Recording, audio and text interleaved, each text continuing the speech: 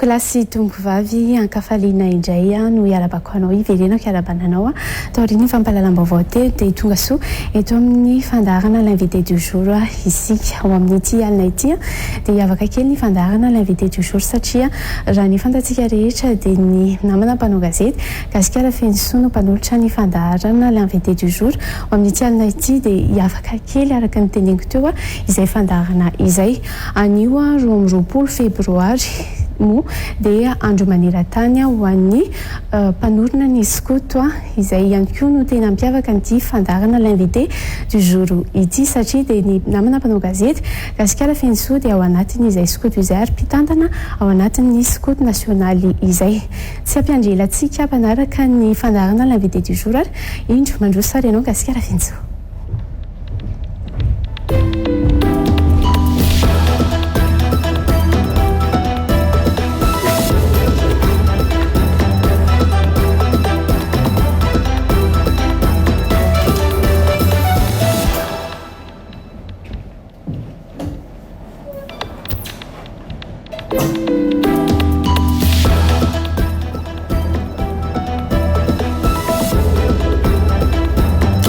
Miaraba tonkolasy tompovavy tonga soa isika ato anatin'ny fandarana l'invité du jour amin'ity ality ankasitrako manokana ny namatsika anao sy Ranavison izay napititra ny tena ao anatin'ny fandarana mankasitraka anao dia afaka mamonjy ny toerana ihany koa zany no sy Ranavison ao anatin'izany rehetrarehetra izany araka ny fampafantarana izay noentiny namatsika anao sy Ranavison teo dia androany tokoa no andro izay anamaria ny skoto maneran-tany mihitsy izay atao hoe andro ny mpanorona izany hoe ny lehila izay nanorona ny ty fikambanana skotisme maneran-tany ity ka antony nanasatsika vahiny manokana ny avy eo anivo ny mpanazava stily eto Madagasikara no nasaitsika ho amin'ity alina ity vahintsika voalohany amin'izany dia tsy iza fa ny filoha miora Andrianarson izy moa no antsona amin'ny anarana rehefa ato anatin'ny fikambanana skoto hoe vorombola milamina izy dia filoha nasionaly ny mpanazava eto Madagasikara miaraba anse ary manasanse androso anaty efitrano.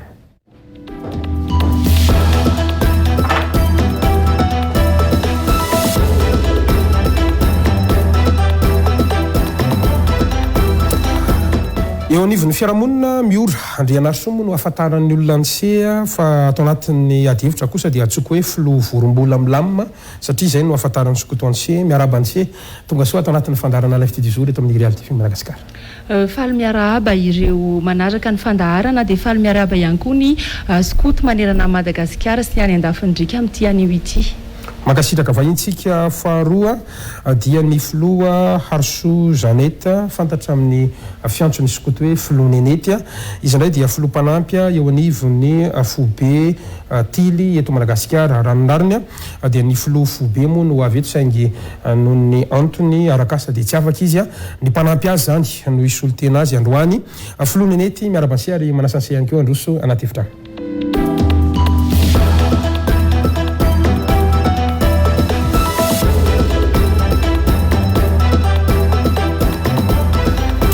Miaraba ihany koa filoha Nenety ary misotransena anakina sain'ny fandarana ho amin'ity ality satria efa voajantsika nelanelana filoha Nenety azon'se sorona aloha zany ny arovavaorana ny kasiposy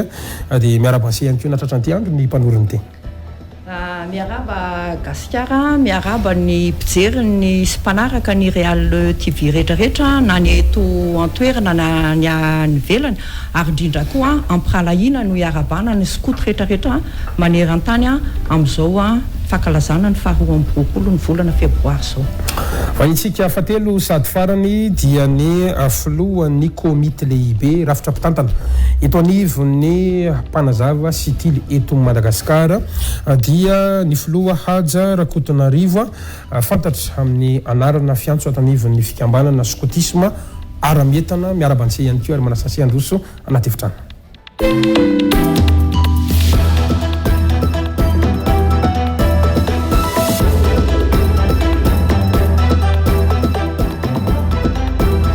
Miarabanse filoha ara-mietana tonga soa atao anatin'ny fandarana ary miaraba koa natratran'ity andro ny faharoa amby roapolo febroary ty. Miarabanse na Madagasikara antsoina hoe filoha vigiviko manetana sotran'Andriamanitra lehibentsika no atongavan'izao fotoana izao mahatsiaro manokana mialohany zavadrehetra miatsaro manokana ireo namana sy ireo mpiray tanyrazana ny mananjary sy manakara raha ny vinavinan'ny mpikirakira ny toetrandro na Madagasikara dia amin'izao zao mihitsy no miditra ny rivodoza dia mampahery azy ireo ary dia miaraba ny mpanaraka ny Real TV rehetra sy ny namana skoto rehetra tsy akanavaka na tsy tily na tsy mpanazava koa aza dia misaotra indrindra arsena Madagasikara anareo eto amin'ny Real TV amin'ny fanasana anay makasitraka tompoko makasiraka indrindra filo arametana na zanajana izy nefa dia tsara ihany koa ny manamarika antsika fa miaraka amintsika amin'ny TLT ny Rala eto anivy ny fikambanana tily eto Madagasikara fantatra amin'ny anarana moa fiantsoana atao anatin'ny fikambanana hoe Jokoreva mientana izy indray dia hitondra ny fampahafantarana ho antsika izay manana fahasembanana moa zany eo amin'ny fianona sy ny fitenenana ho antsika mona marenina zany dia misy ny fitentanana zay arahantsika eo ambanin'ny fahitalavitsika eo arabantsika manokana ihany koa izy miaraka amintsika ho amin'ny tia alina ity mialohan'ny idirantsika ao anatin'ny ady hevitra angambany raha sitraka reo telomenada atao hoe telomenada satria firalahina moa no voizina atao anatin'izany fikambanana skotisme zany dia atsiaro manokana isika andreo rahalahintsika izay voaherinandro monja izay no nandao ny tany noho ny activité na ny teo-panatanterahana ny asa skotisme mihitsiny nisy moa ny tafa izay nataontsika tany Antsirabe dia nisy andreo tratra ny lozam-pifamvozana matsiaro manokana azy teny mirahalahy isika ary mampahery hatrany ny vady amanjanan'izy ireo izay nilao zany ary mampahery ny fianakaviana ray manontolo sy ny fikambanambe ny mpanazava sy ty eto Madagasikara indrindra fa ny skotisme eto Madagasikara mihitsy izay ngamba no fampidirantsika kely ary everiko fa zava-dehibe no hiarabana antsika skoto rehetra manirana ny Madagasikara izay hita taratra tamin'ity androany ity nankalazana izay andro ny 12 febroary izay indrindra ngamba no hidirantsika voalohany raha sitrakareo telomenada hoe inona tokoa no antony nahatonga zany ny androandroany hoe mahita skoto be dehibe iraka ny lalana any am-piasana dia manao fanamina skotisme amin'ity andro 12 febroary ity ary saika nahitana an'izay skoto zay nanao fetsiketsehana ny teny Akatso ny teny Analakely ny any amin'ny faritany rehetra inona zany ny antony mahatonga an'izay asa Andriamato arametana ngamba no metsika fitenenana atoko hoe filo arametana ihany ngamba satria zay mazavatsika skoto raha sitrakseh na filoara fotsiny ara dia efa mety andro mimpanorina nisy nanorina ty fikambanana ty ary mahagaga ny fitoran'Andriamanitra fa samy 12 febroary no nahaterahan'izy mivady Robert Stephenson Smith Baden-Powell dia teraka tamin'ny 12 febroary 7:20 sy 9 ary ny vadiny Matheus Olive Sinclair dia teraka tamin'ny 12 febroary 7:20 sy 9 dia zay no mahatonga ny skoto maneran-tany isan'izany isika skoto eto Madagasikara matsiaro an'izany hoe nisy olona anketrika sy namorona zao fikambanana zao fa sy tonga ho azy hidirantsika makasika an'izay aveo fa zany hoe ireo olona ireo aloha zany no nanorona an'le skoto maneran-tany mihitsiny zany hoe olona ray ihany namorona an'ity fikambanana ity naiza firenena rehetra olona ray no namorona azy Baden-Powell no fototry le izy mbola iverenantsika moa iny rehefa aveo fa ny zava-dehibe dia no hoe misy olona anglisy teratany anglisy moa zany Baden-Powell sy ny vadiny Olive zay namorona n'izao fikambanana zao zay miparikeran-tany mandraky ny androany tsy rehetra tsy aritra kely fotsiny ngamba ny mialohan'ny idirantsika netsika izay nataonareo ary raha mba azon'ny sevaliana kely osa bidibe manontany hoe fa maninona ny skoto misy an'izany aramentana vikiviky manentana Jokoreva mientana ato zao ny andriambavilantantsika ato zao atsona hoe vorombolamilama fa maninona misy an'izany anarana fafy zany ity fikambanantsika ity ao anatin'le fibeazan-tena dia misy tarazo na fomba mampanao ataon'ny skoto zay fanomezana anarana azy ny anarako zao meny ray aman-dreny dia ny hoe Ajarakotonarivo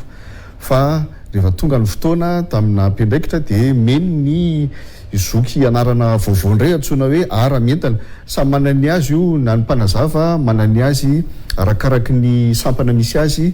ny any tily koa manany azy fa natao entina hibeazany reny mazana anarana biby na koa anarana zavaboary ohatra ny aty amin'ny mpanazava reny rehetreny dia natao hibiaza tena ampitoviana amin'ny biby zany le olombelona anatin'le dia le olombelona zany a raha miteny zao soratra masina hoe jereo vitsika mora taka ny menarana endre taka ny voromailala zany rehetra zany dia manosika ny olombelona hijery ny zavaboary sy aka zay zavatra tsara ao aminy ihany koa ho azy na dia nataon'Andriamanitra aza ny olombelona hanjaka ny zavaboary rehetra dia midina koa izy mijery maka zay soa toavina tokony raisina avy amin'ireny zavaboary reny isan'izany ny biby vorombola milama so dia misy anampiana kely aloha amin'izay le anarana afafy zay satria nareo skoto zazavavy koa to misy an'izay ia ho an'ny skoto zazavavy indray moa zany a dia ao ny atao hoe soatoavina miaina lalàna sy ny fanekena misy ihany koa ny atao hoe fomba mantarazo ny fomba fanabeazana zazavavy a dia ao anatin'izay fomba mantarazo zay no hanomezana ny anarana ho an'ny sampana mavo manokana zao a dia vorona zay no mahatonga na hoe vorombola satria beazina zany hoe ny andraikitra sampana mavo ho an'ny sampana maitso kosa dia biby sy zava-maniry ary ho an'ny sampana mena indray a dia zavaboary any amin'ny lanitra sy ny resaka hoe vato isan-karazany inatra andro ny androany filoha nenety inona zany mba nataonareo tily anamariana nyty hoe andro ny mpanoriny itya ho an'ny teto Madagasikara manokana misaotra an'izay satria moa zany le izy hoe andron'ny mpanorona ary hetsika ataon'ny skoto voalohany ahafantarana ny skoto aloha zany dia ny fanamina zany ny skoto rehetra androany a ho marika izay hoe mampikambana izay symbole d'appartenance ozy izy tsika ary mahafinaritra atsika mampiseho eo anivon'ny fiarahamonina an'izay hoe skoto izay fa ny fandaharana na ny hetsika tena nitanterahana zany a dia arakaraky ny faritany fa nisy kosa nefa ny a ny tondrozotra miainga avy aty amin'ny foibe ampikambanana dia anankiroa amin'ny tanjona fampandrosoana lovain-jafy a na ny ODD anankiroa no nalaina iompana ny hetsika dia ny anankiray a zao efa hitantsika izao ny fikorotana ny toetrandro ary ny anankiray a ny hetsika anankiray zany a dia mikasika ny fiarovana ny tontolo iainana noho izany ny hetsika nataon'ny isam-paritany a dia hetsika mifandray amin'izay tao zany ny loha no nisy nanome raha ohatran'ny tany haute Matsiatra aloatra indray a niaraka tamin'ny UNICEF sy ny BNGRC efa nanomboka tamin'ny sabotsy a manentana ny fiarahamonina zany hoe tena tonga dia asa mivaingana eo anivo ny fiarahamonina zany le izy a nanentana ny fiarahamonina sy ny mpiaraka ny malagasy tany aloatra zany a amin'ny hoe ahoana ny ahafahana ahoana ny ahafahana misedra satria anisany anankiray ampianarana ny skoto izay hoe misedra ny zavatra sarotra izay ka ahoana ny ahafahana zany a efa hita ny lesoko azo tamin'ny ny cyclone teo aloha dia raha hitsena ny emina ty indray tsika dia inona ny tokony iomanana satria ny cyclone tsy maintsy misy a fa ahoana ny ahafahana misedra n'izay a fahasarotan'izay dia miodina teo daholo ka satria moa androany a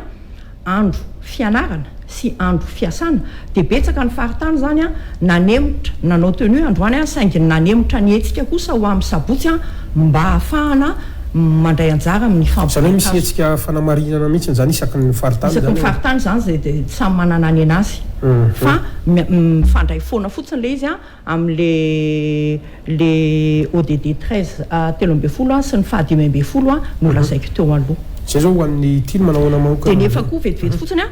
enao koa nefa ny raha olo-dehibe ohatra ka tsy nanaraka n'izay hetsika izay dia iny koa ny ahafahana miaina indray ny lalàna sy ny fanekena zay efa nataonao mazava tsara zay ny antily manahoana indray ny anareo mpanazava inona no mety hoe tena hoe nanamarika anareo zany a tamin'ity taona ity mety misy mampiavaka amin'nisan'ny taona ve a ary sy anisan'ny atao hoe voafidy filo vaovao zao tamin'ity taona ity tarika an'izany mpanazava eto Madagasikara inona no mety hoe hetsika no mampiavaka ary fa maninona no makalaza 20 febroary ihany koa nareo mpanazava satria raha Badaimpoel zany nanorina antily a fa nivady nanorina mpanazava sa hoe nona itaona mitovy ny aterana ia ho an'ny mpanazava dia manaraka ny taridalana ny skoto zazavavy manera-tany satria moa Olavo izay vadin'ny Badaim Powell ny namorona ny skoto zazavavy dia misy ny taridalana avoaka ny skoto zazavavy manera-tany efa nitenen'ny filohanenety teo hoe rehefa tonga ny 12 febroary dia ny fankalazana anazy ny antsono ny skoto zazavavy manera-tany azy dia hoe andron'ny fifampatsiarovana satria mahatsiaro andreo olon-dehibe izay namorona ny fikambanana skoto na ny zazalahy na ny zazavavy. Misy ny lohahevitra izay hoe tanterahana isaky ny taona dia miova izy io. Ny amin'ity taona 2024 sy 2025 ity kosa lohahevitra izay iraisan'ny skoto zazavavy manera-tany dia ny hoe ny tontolontsika ny hoavintsika anjakan'ny rariny ary ny lohahevitra voizina amin'izao taona izao dia ny hoe tontolo iainana sy miralenta. Ao anatin'izay zavatra izay dia misy ny atao hoe boky sy nireo sahanasa misy ny hetsika ataon'ny skoto zazavavy. Efa nanomboka tamin'ny sabotsy teo ny fankalazana ary amin'ny hoe andavanandro azy dia mbola mitohy izany hatramin'ny sabotsy sy lahady ho avy izao. Ny zava-kendrena ao anatin'io hetsika io sy ny sahanasa ataon'ny skoto zazavavy raha hoe ny eto Madagasikara dia ny skoto zazavavy malagasy dia ivondrona ny mpanazava eto Madagasikara, fanilon'ny Madagasikara ary ny kiadin'ny Madagasikara. Raha ny zava-kendrena dia ny hoe ankizivavy sy ny zatovavy manana zo isitraka tontolo iainana madio sy milamina ary koa manana andraikitra sy mandray andraikitra eo amin'ny resaka tontolo iainana indrindra ny fiovan'ny toetrandro ary ny teny teo aloha teo hoe tontolo iainana sy miralenta dia ny ankizivavy sy ny zazavavy zany dia manana an'izay fisitrahana ny miralentana ny fitoviany izay amin'ny fandraisana anjara eo anivon'ny tontolo iainana. Nazanatra zany izy nefa ny ve tena ampitoviko le fanontaniana ho anareo mba tsapan'ny fiarahamonina ve izay hoe 20 febroary androany mba nipakatany amin'ny fiarahamonina ve ay ve reto skoto reto manao an'izao inona zany mety hoe profo na antoka hoentinareo fa nisy akony teo amin'ny fiarahamonina ty andro ny androany ity fa tsy ho lasa fetsiketsehana sy hoerahoera amina mpanaovana toy ny fotsiny asa ny filohan-kahilina ve afaka mamaly an'izany ohatra tebokarona maliko azy ny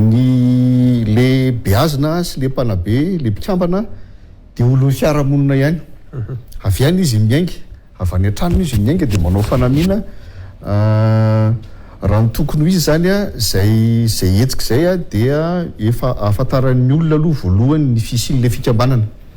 satria izany koa ange nisan'ny ametrahana n'le tontolo andro mba ahafantaran'ny olona ny fisin'ny fikambanana. Dia ny faharoa dia izao efa zava-dehibe mihitsy ny hoe mahasamijoro le beazina na le mpanabe na le mpikambana amin'ny sehatra misy azy tsirairay avy any am-pianarana any am-piasana eny an-dalambe sy sisa mampiseho hoe za skoto tsy dia tena hoe freriana le izy na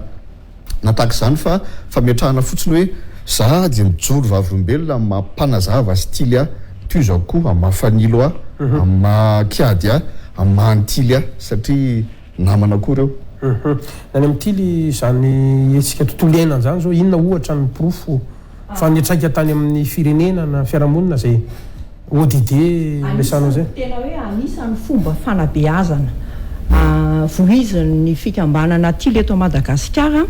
ary voizin'ny skoto manera-tany mihitsy ny hoe tsy maintsy misy fiatraikany eo amin'ny fiarahamonina ny etsika atao dia ao anatin'inyle etsim-panabeazana iny no misy ny fomba fanabeazana skoto zany hoe miaina amin'ny fiainam-bondrina izy fa ny asa atao dia tonga dia misy fiatraikany aty amin'ny fiarahamonina zay no niteneniko teo aloha hoe mandray anjara amin'ny fanomezana raha ny skoto mandray anjara amin'ny fambolekazo ny skoto ary tao anatin'ny fisin'ny rivodoza 3 misesy teo dia tena nandray anjara mihitsy ny skoto na teto Antananarivo na fiarahamientana amin'ny tany amin'ny vatovavy fitovinany tany Otomatsiatra sy Amoromaniny mikasika ny fanampiana indrindrindra andreo olona trabona rehetra ireo zany hoe tena tonga dia misy fiatraikany eo anivon'ny fiarahamonina mihitsy isa taona zany misy an'ity fankalazana ny 20 febroary ity ve isa taona misy foana satria mahatsiaro an'le 20 ary tena tonga dia firotsahana sy asa soa mampisongadina an'le izy zay no mahatonga antsika hoe manao fanamiana satria marika an'le fikambanana manao asa soa ary tonga dia fiatraikan'ny mivantana eo amin'ny fiarahamonina tonga amin'izay ihany koa ny mpanazava ve inona le fiatraika mivantana sokoto zazavavy atao isa-taona misy ny hetsika fanamarian'andro 12 febroary fa ny loha-hevitra fotsiny no samihafa ny amin'ity taon'ity zao mitovy loha-hevitra ho an'ny sokoto zazalahy sy ny sokoto zazavavy resaka tontolo iainana ny tena nanamarika zao dia nisy ihany koa ny fambolekazo nataon'ny mpanazava eto Madagasikara tamin'ny faritra tany teo Analamanga andrefana zava-dehibe zany satria hoe amin'ny olo-pirenena ny mpikambana tsirairay avy miainga avy any amin'ny beazy na ny fotony dia hampandraisina andraikitra sahady ireo mpikambana tsirairay avy mahatsapa-tena fa olo-pirenena ka dia mandray anjara amin'ilay tanjon'ny fitondram-panjakana ihany hoe rakofana aly Madagasikara mbola misy montsy navidy izany mbola misy ny anatanteraka ny fambolekazo amin'ny sabotsy ho avy zao zay moa nresantsika zay satria zay manamarika n'ity andro ny androany ity fa mbola be dehibe zany ny fanontaniana any amin'ny mpijery antsika amin'ity aly ity hoe fa maninona misy ty sy an'ity sotra zany fa andresaka nareo hoe no ilay mpamorona ilay badimpoel azary moa mba te antany kely hoe badimpoel ihany ve le biby voizin'ny olona sokoto any amin'ny tambadrotra serasera sy ny maro hafa mba te antany kely aloha za iza le biby ohatrany ahoana ny tantaran'le badimpoel azonareo fitinina fohy mihitsiny ve tantaran'le scotisme mihitsiny raha azo fiezana fohy tsika ezaka mafy mitina fohy de fohy telo taony badimpoel dia maty ny rainy ny reniny sisa ny taizazy zany zao no tena namarika ny fahazazany io reniny io dia nametraka ny hoe andana mivoaka ny tokotany any andana makany amin'ny zavaboary any amin'ny natiora fa za mipetraka atao trano ato anika mbola kely badimpoel dia efa zatra mifanerasera tamin'ny natiora tantara anankiray manamarina azy fezoko amin'ny teny tokana 20 taona izy tonga tsigeritaona anaty rahany dia gaga ny reniny tonga vany badimpoel rysery gasikara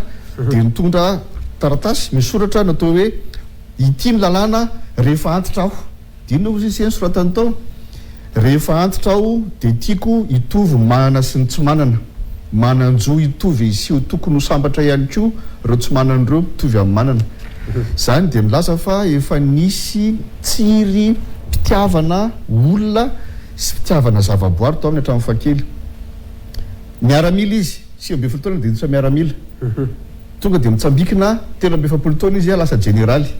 mitety tany maro izy noho ny iraka zay nampanaovina azy tany Inde tany Afrika Atsimo io Afrika Atsimo dia isan'ny tena nanamarika ny fiainany satria raha tsotsoroko ny tantara dia ny hoe teo no nahitany hoe ahoana ny fomba fiainan'ireo zolo ohatra ireo foko zolo to Afrika Atsimo fa hoany zazalahy reto ny miaramila fototsotsotra anglisy marary lava very mandeha tsy hitan'izay atsimo sy avaratra ahoany reo tary reto mahavita amin'ny zavatra zao tsy very mandeha mafy toto tsy mety marary le zolo io dia zany fomba fiainany ivony natiora zany no tiany apetraka ho an'le miaramila nanoratra izy miboky aid to scouting dia nandeha ny fotoana dia nahita indray izy tsotsoroko ny tantara manao hoe nisy ady tao amin'ny boerse zany hoe mpanjanantany reo le hollandais tao Afrika Atsimo nanitsakitsaka le zolo dia tonga ny tafika anglisy mba hiaro azy tamin'izay fotoana zay nahitany badimpoel fa be novitsy izy dia izy tao anatin'ny tao nataon'ny olona fairano dia nampiasainy ny boakely taona sampana maintso raha amintsika tily 12 taona ka hatramin'ny 12 taona nampiasainy boakely va izy reo le zanak'le zolo reo sa ve le boakely zanak'izy anglisy any reo zany manao ny asa ato anatiny fanela lehibe izy afaka mitana basy any ambavady teo ny nahitany hoe rehefa omena fitokisana ny boakely dia mavita zavatra mihoatra noho ny tokony ho izy ary ozy izy ndray mandeha se iny ndray androany sy mbola voa amin'ny bala toy izy le boakely sy taitra zange mbola mandeha angena no mibala ka tsy voany ohatr'izany zany le boakely rehefa omena fitokisana dia izay fomba fitaizany izay nanoratany iray tavena tany Angleterre izy manoratra amin'ny boky l'éclaireur tianetiko ty le izy ty moa zany dia amin'ny teny frantsay fa ty boky ty nosoratany tamin'ny 790 no isan'ny nahatonga ny scotisme mety so minotra kely 790 dia nandramany tamin'ny teo amin'ny nosy kely anankiray ataonao hoe Brancy any Angleterre io ny nandritry ny eo amin'ny 10 andro eo dia nitondra boay kely izy 12 taona ka hatramin'ny 19 taona zanaky ny namany hoe andao iaraka amiko andeha ilasy any anaty ala dia nampianariny teo nampianariny mandeha miaza mandeha mijery biby mandinika zava-maniry mianao anaty tranobozaka sisa dia rehefa azon'izay zay traikefa rehetrrehetra zay fiainany mahamiaramila sy lay lasiandrana tany Brancy 790 dia noratra an'le bokiny izy éclaireur araka ny voalazako teo ty boky ty ry gasikara tsy avy hatrany dia mivoaka ohatr'izao fa nalefany tamin'ny gazety mandeha eo amin'ny chapitre rosaky ny mandeha eo dia teraka tsy fidiny sy le scotisme satria maninona teraka tsy napoiziny Baden-Powell akory hoe ity boky ity dia nataony anampiana ny YMCA na reo fikambana tamin'izany zay manabe zatovo mba hanampy azy amin'ny fitaizana azy kinanjo ny boakely namaky an'ity dia izy ihany namorona asokajiny izy ihany nitady mpiandraikitra hoe orangatia avenao ty atao mpiandraikitra anay dia teraka ho azy skotisy izy ihany ny gaga amin'ny zavatra vokatry ny zavatra nysoratany hoe iny ny boakely fa izy mihitsy nanangana le skotisiny teraka tsy napoiziny zay fa aminay zay dia fitondran'Andriamanitra avokoa zay le Baden-Powell ka ohatrany ahoana natongavana amin'ireo firenena maro ohatrany ahoana natongavana ho amin'ny teto Madagasikara zao tamin'ny taona firy ahoana natonga n'le fipariany satria fantatra milaza zao hoe raha misy ny fikambanana zay elandrindra ary meny tombo araka mitatitra zany zay mivoaka am'izao dia anisan'izany ty fikambanana scotisme ty maneran-tany raha azo ansia zavaina kely ary endry se 790 teraka ny tao Angleterre dia ny 790 tonga tao Frantsa ny scotisme dia ny teraka ny éclaireur de France protestante io dia afopoesiko ny tantara reo indray avy eo dia taty Madagasikara indray taona 770 1914 dia teraka ny conférence intermissionnaire zany hoe io ny fitambaran'ireo le missiona rehetra tondra amin'ny filazantsara teto Madagasikara nanorona fiangonany ao anatin'izany ny LMS London Missionary Society ao anatin'izany ny Frenzy ao anatin'izany ny Lutheranina avy any Norvezy Lutheranina avy any Amerika ary missiona Anglicane reo zany nitambatra tsy gaga sika mpanazava azy ty leto Madagasikara raha toka ny FJKM ny FLM ary ny Anglicane zany no fototsany orena voalohany indrindra so da am-piangonana nisy azy teraka ny conférence intermissionnaire dia nanao izy hoe andaotsika hanangana foyer de jeunes gens na akany jazalahy akany fanabeazana zazalahy dia mbola sy teo Antsamanitra izy tamin'izany fa mbola teo Amparibe dia nanao fitadiavana appel d'offre ho an'izay olona afaka anao an'izany asa zany dia tonga avy any Jean Becbédère mbola fitoran'Andriamanitra koa zany satria Jean Becbédère io dia filoha foibe mpanampy filoha neneto zao filoha foibe mpanampy ny tyle Madagasikara dia filoha foibe mpanampy tao amin'ny éclaireur de France Jean Becbédère no nitarika ny akanjazalahy tao Amparibe niaraka tamin'ny tao pasteur Henri Rajavola zay mpitandrina tao amin'ny ambonina mpamarinana dia tao zondralahy zany tsy hanao sokoto akory ny atongavany fa hitarika an'lay hitantana an'ilay akany dia kanjo io akany io dia natao an'ny zatovolahy 12 taona mihoatra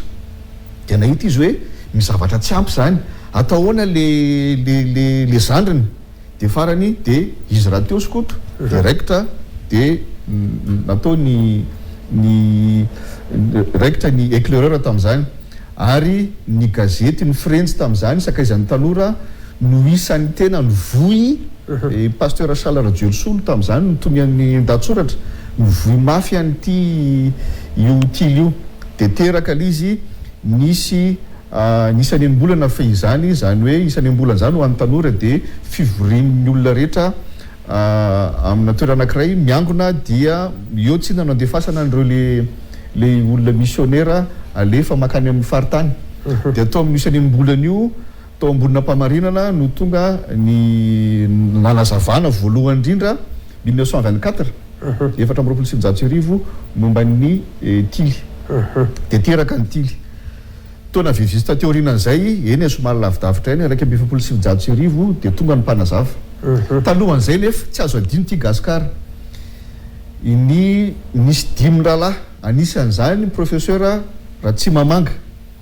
zay azo lazaina hoe skoto mpisavalala teto Madagasikara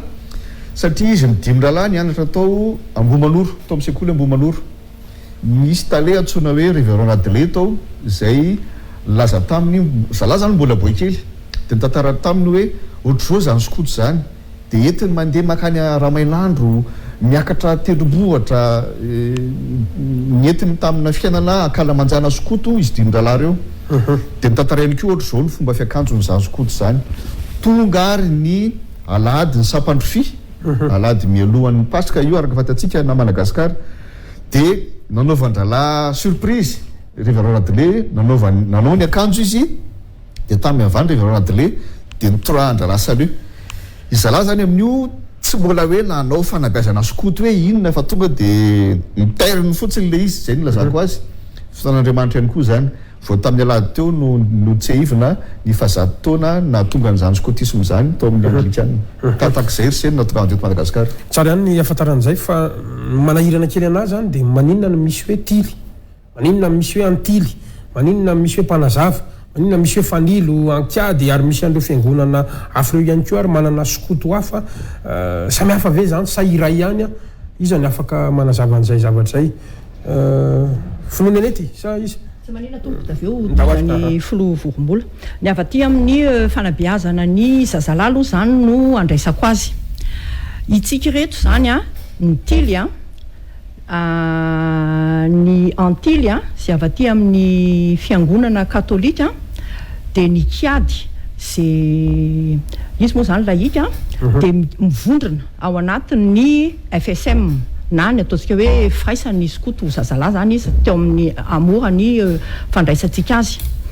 de itsika mikambana ao anatin'io FSM io indray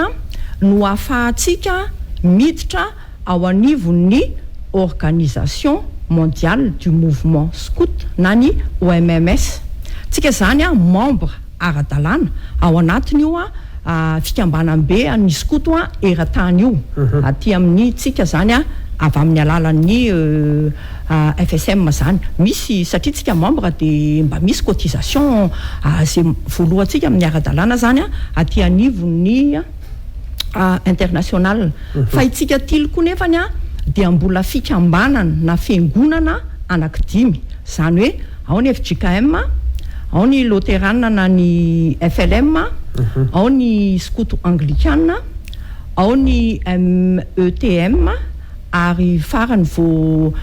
niditra ho mpikambana anisan'ny tily eto Madagasikara ny FMTA de zay fiangonana anankidimy zay indray zany no mandrafitra ny tily eto Madagasikara de zay zany mahakasika ny tily ny antily sy ny kiady zany hoe misy anankiray eo ambony zany inona ala izy firaisan'ny skoto firaisan'ny skoto malagasy de mitambatra ao daholo aloha reo zany de zay vao misokajy misy an'io le resaka mazava tsara de ny tily no misy an'izay fitambarany fiangonana anankidimy zay de itsika averiko ihany hoe tena membre ao anisan'ny OMMS manatrika ny conférence mondiale zay mamaritra ny ataontsika hoe tondrozotra iopana ny fanabeazana zany de iny no arindratsika amin'ny zaza malagasy sy ny isaky ny faritany rehetra de ny atsika moa zany ny tily sy ny mpanazava misy faritany 30 manaraka ny Madagasikara manerana Madagasikara zany misy faritany 30 ary mbola misy faritany anankiray ao anatin'io zany ny avy any Frantsa tily eto Madagasikara fa izy any Frantsa mpanazava misy anam-pina ve sa mitovy amin'izay ihany rehefa hoe skoto firaisan'ny skoto eto Madagasikara na FSM filaza azy de ivondronandreo skoto protestante ampanazava style eto Madagasikara ny skoto katolika ny fanilo ny Madagasikara sy ny antily Madagasikara ny kiady moa de laika zany hoe reo tsy ao anatin'ny fiangonana protestante sy katolika de afaka miditra ao daholo zany na ny musulmane raha misy mpikambana ao amin'zareo dia ho an'nisy koto-zazavavy malagasy dia ivondronan'ny mpanazava eto Madagasikara ny fanilo Madagasikara ary ny kiadin'ny Madagasikara dia ny fanabeazana dia miainga avy any amin'ny politika mpanabeazan'nisy koto-zazavavy maneran-tany misy ihany koa ny atao hoe vina ny koto-zazavavy maneran-tany ny hoe Association mondiale des guides et éclaireuses dia manaraka n'iny vinan'ny AMGE iny ny mpanazava eto Madagasikara ny fanilo Madagasikara ary ny kiadin'ny Madagasikara. Azotsika resana manokana ary vera ohatra hoe miresaka ny hoe mpanazava stily eto Madagasikara satria zay zany zao no misy atsika reto asa raha azony sy azavaina filoara ohatrohatry ny ahoana ary zay rafitra misy an'ny MTM zay. Madagasikara ny mpanazava style eto Madagasikara ny MTM dia araka lana aloha dia miorina amin'ny 60-133 zay no isin'ny mahakasika ny fikambanana amin'ny ankapobeny. Miorina efa voalazan'ny namako filoana teo ny solodam-piangonana 10 misy azy. Averokely ny skoto amin'ny anglikana natsoina hoe SCOA, ny fikambanan'ny scoutisme ao amin'ny FLM natsoina hoe FSFLM, dia ny sampana mpanazava stily ao amin'ny FJKM, ny sampana fanabeazana tily sy mpanazava SMTPA ao amin'ny avatsika METM, dia farany ny sampana tily sy mpanazava ao amin'ny fiangonana protestanta malagasy trano zozora trano briky. Miorina raha ny voalazany andininy fahatelo ny ity fitsipika fototra fitsipika anatiny ity na Madagasikara dia miorina anivon'ny fiangonana ny aumônerie sy ny sekoly, tsy fiangonana zany fa izy moa lasa fiangonana no lasa betsaka sy ataoko hoe nazatra fa raha aumônerie na sekoly ihany koa ka miankina amin'le fiangonana dia afaka miorina ao zany le tily sy le mpanazava. Ohatrany ahoana ny firafitra misy ambaratonga ny rafitra telo eo anivon'ny fivondronana zany no amin'le fiangonana dia amin'ny faritany fivondrona maromaro mitambatra lasa faritany ary faritany mitambatra mazava ho azy no rafitra nasionaly. Ile faritany aloha vetivety aloha le faritany fantatra tamin'ny andro ny faritany mizakatena ve sa faritany hafa mihitsy ny tsara hoe mirafitra fijerin'ny olona zany amin'ny fanjakana mazatra. Endry manaraka dia somary miparitaka kely ny rafitra kehitriny amin'ny faritra kehitriny izy zao faritra Madagasikara fa misy nefa ny ohatra hoe faritra Vakinankaratra dia misy samihafa ny ohatra ny any Antsirabe samihafa ny aty Ambatolampy ohatra zany. Nefa misy 3 zao faritany misy mpanazava stily eto Madagasikara, anisan'izany faritany tily any Frantsa tsara mariana zay faritany anankiray koa zay. Dia araka ny teniko teo fivondronana dia faritany dia nasionaly dia isaky ny ambaratonga ndrafitra indray se dia misy ambaratonga pitolana telo samihafa zany hoe eo aloha birao ao anatin'ny raha fivondronana io misy birao dia misy komity no fivorimbe toraka zany koa raha faritany tondro zany koa ny nasionaly. Dia ny rafitra faratapony indrindra mifeny fikambanana dia fivorimbe ny fikambanana zay atao isaky ny 3 taona io zany rafitra faratapony indrindra amin'ny MTM. Misy mpikambana efatra zay na maranako azy dia aveo ny fitsirana zay aveloko amin'izy miravavy namana. Mpikambana efatra, mpikambana fototra io le beazana ary io koa ny foto pisiny le fikambanana dia ny beazana. Le beazana le ankizy lahy kely sy kivavy atsona hoe beazana zany. Iny atsona hoe beazana zay ny mbola hovavahan'ny izy miravavy eo rehefa aveo samy manany azy ny mpanazava sy ny tily. Iny ny antom-pisiny fikambanana tsy izay olon-dehibe zao ny antom-pisiny fa reo beazana reo. Dia aveo ny mpanabe misy mpanabe reo zay tsinona no ny fomba fanabeazana sokoto zay miatrahan'ny Badempel azy.